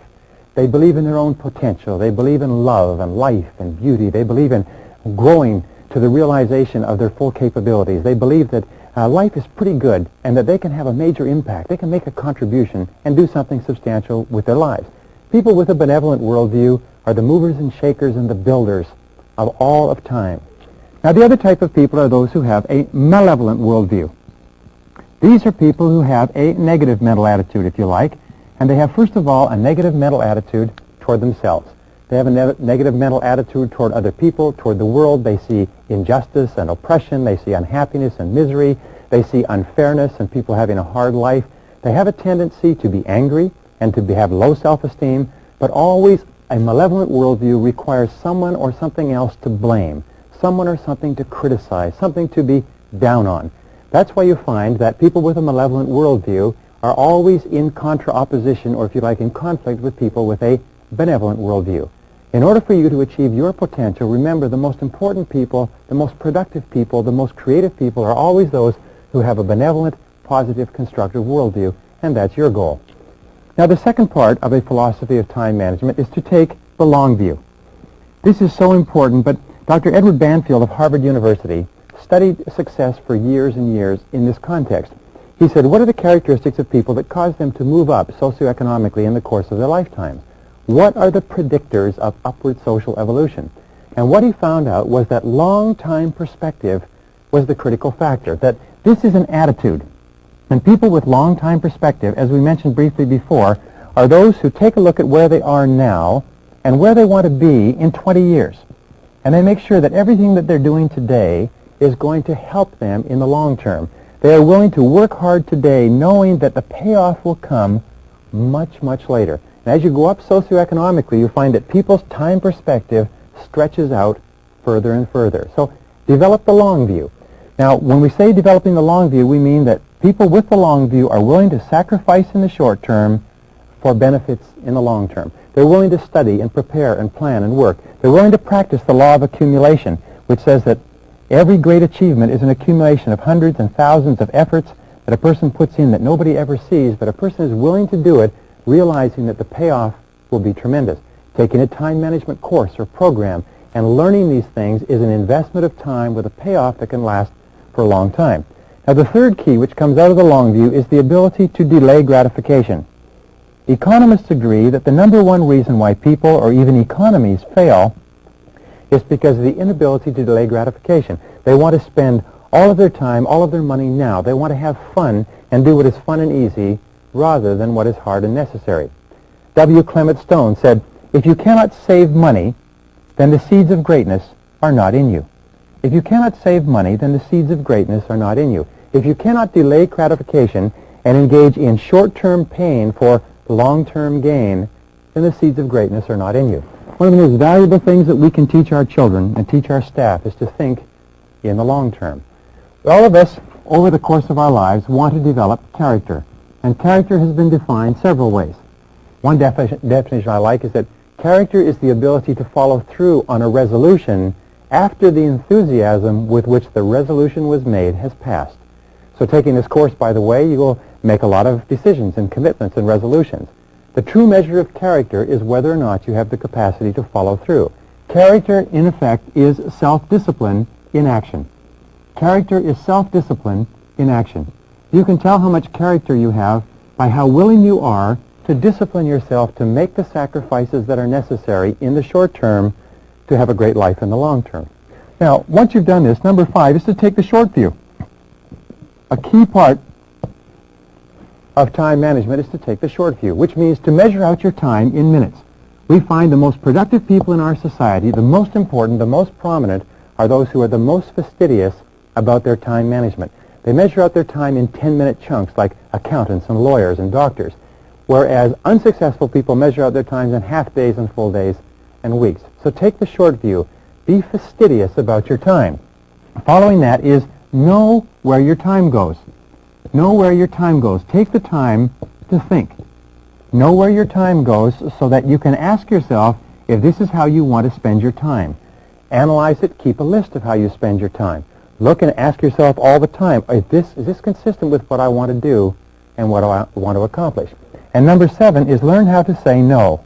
Just say no if a particular activity does not contribute to the highest value use of your time. Just say no if something is not helping you. Use the techniques of delay in order to gain time to think about whether or not you want to do something. One of the best techniques I've ever used and discovered is what is called the 24-hour technique. No matter what anybody wants you to do, ask for 24 hours to think about it. Think about it overnight. Think about it over the weekend. Think about how you're going to say no, and just say no to anything that does not contribute to accomplishing things that are important to you. Now, an 8th key in developing a philosophy of time management is to remember that time equals money. Time equals money. If a person asks you for a certain amount of time, or if an activity takes a certain amount of time, ask yourself, how much money would you be willing to exchange for the successful completion of that activity? If you want to earn a certain amount of money, ask yourself, how much of your time are you willing to spend? How much of your money are you willing to contribute? Successful people always look at time and money, and they realize that the two are interchangeable. Now, here's another important point. You can invest time to get more money. You can invest money to get more time. And time and money put together equal happiness. Happiness, or life, we can call it life, but basically happiness is a better word. So always exchange time for happiness. Always exchange money for happiness. Always realize that they're interchangeable and that you can either invest them or you can spend them. If you invest them, you'll have a return. If you spend them, then they're gone forever. And this brings us to the 9th key in developing a philosophy, which is that you need to look at everything that you're expected to do based on your hourly rate. If your desired hourly rate is $10 or $20 or $30 or $40 or $50 an hour, then you ask yourself, is what I am doing now paying my hourly rate? Is what I'm doing now worth my hourly rate? Or ask yourself this way, if you're reading the newspaper or watching television or sitting around socializing, would you pay another person your hourly rate to engage in this activity? How much would you pay per hour to have a person watch television for you? When you're watching television, you should ask yourself, how much would I pay per hour to watch this television show? The average person doesn't realize, but the amount of time that they spend watching television is in itself, if it were used to upgrade your skills and abilities, it's in itself enough to make you rich over the course of your working lifetime. A television can cost you thousands of dollars, even tens of thousands of dollars a year, if you don't think about the fact that when you're watching television, you're not doing something that is increasing your productivity. And this brings us to number 10, one of the most important of all laws in developing a philosophy. It's the law of comparative advantage. The law of comparative advantage is an economic law that says that you should always hire or pay someone else to do something that can be done if they can be paid a lower hourly rate than the rate that you desire. For instance, if your goal is to earn $25 an hour and it costs $6 an hour to mow your lawn or wash your car, you should always hire someone to do that. You should always pay someone else at a lower hourly rate so that you can free up your time to perform higher value activities. All of companies and organizations are designed around this. The individual starts off doing everything, and then as a company becomes busier and more successful, what the individual does is they hire people to do lower value activities so you can spend more time doing higher value activities. Don't ever do $5 an hour work if you want to earn $25 an hour. Don't ever work on low value activities if you want to earn the results that come from completing high value activities. Remember, time is the one irreplaceable, indispensable resource of accomplishment. Is that all accomplishment, all achievement requires time. And if you use it on something of low value, it's gone forever, it's perishable, and you don't have it to work on things that are really important to you. Number 11, remember that time management is a lifelong skill. It's a lifelong commitment. It's not something that you learn and that you put aside. Time management is a discipline, but it's like physical exercise. It's like eating. It's like sleeping. It's like hygiene, brushing your teeth. You have to work on it continuously. Every single day you have to get up and you have to think consciously about how you're going to manage your time, how you're going to use it today. Remember, time is life. So you have to think continually about how you're going to use your life more effectively. Number 12, lead by example. One of the characteristics of leaders is that leaders lead by example.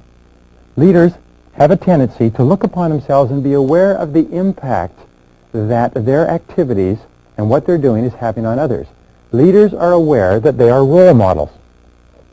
So if you want to be an excellent time manager, one of the psychological techniques you can use, as we discussed right at the beginning, is to imagine that everyone is watching you.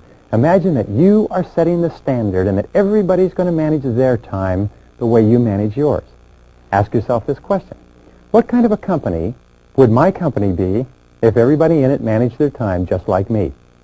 What kind of a family would my family be if everybody used their time in it just like me?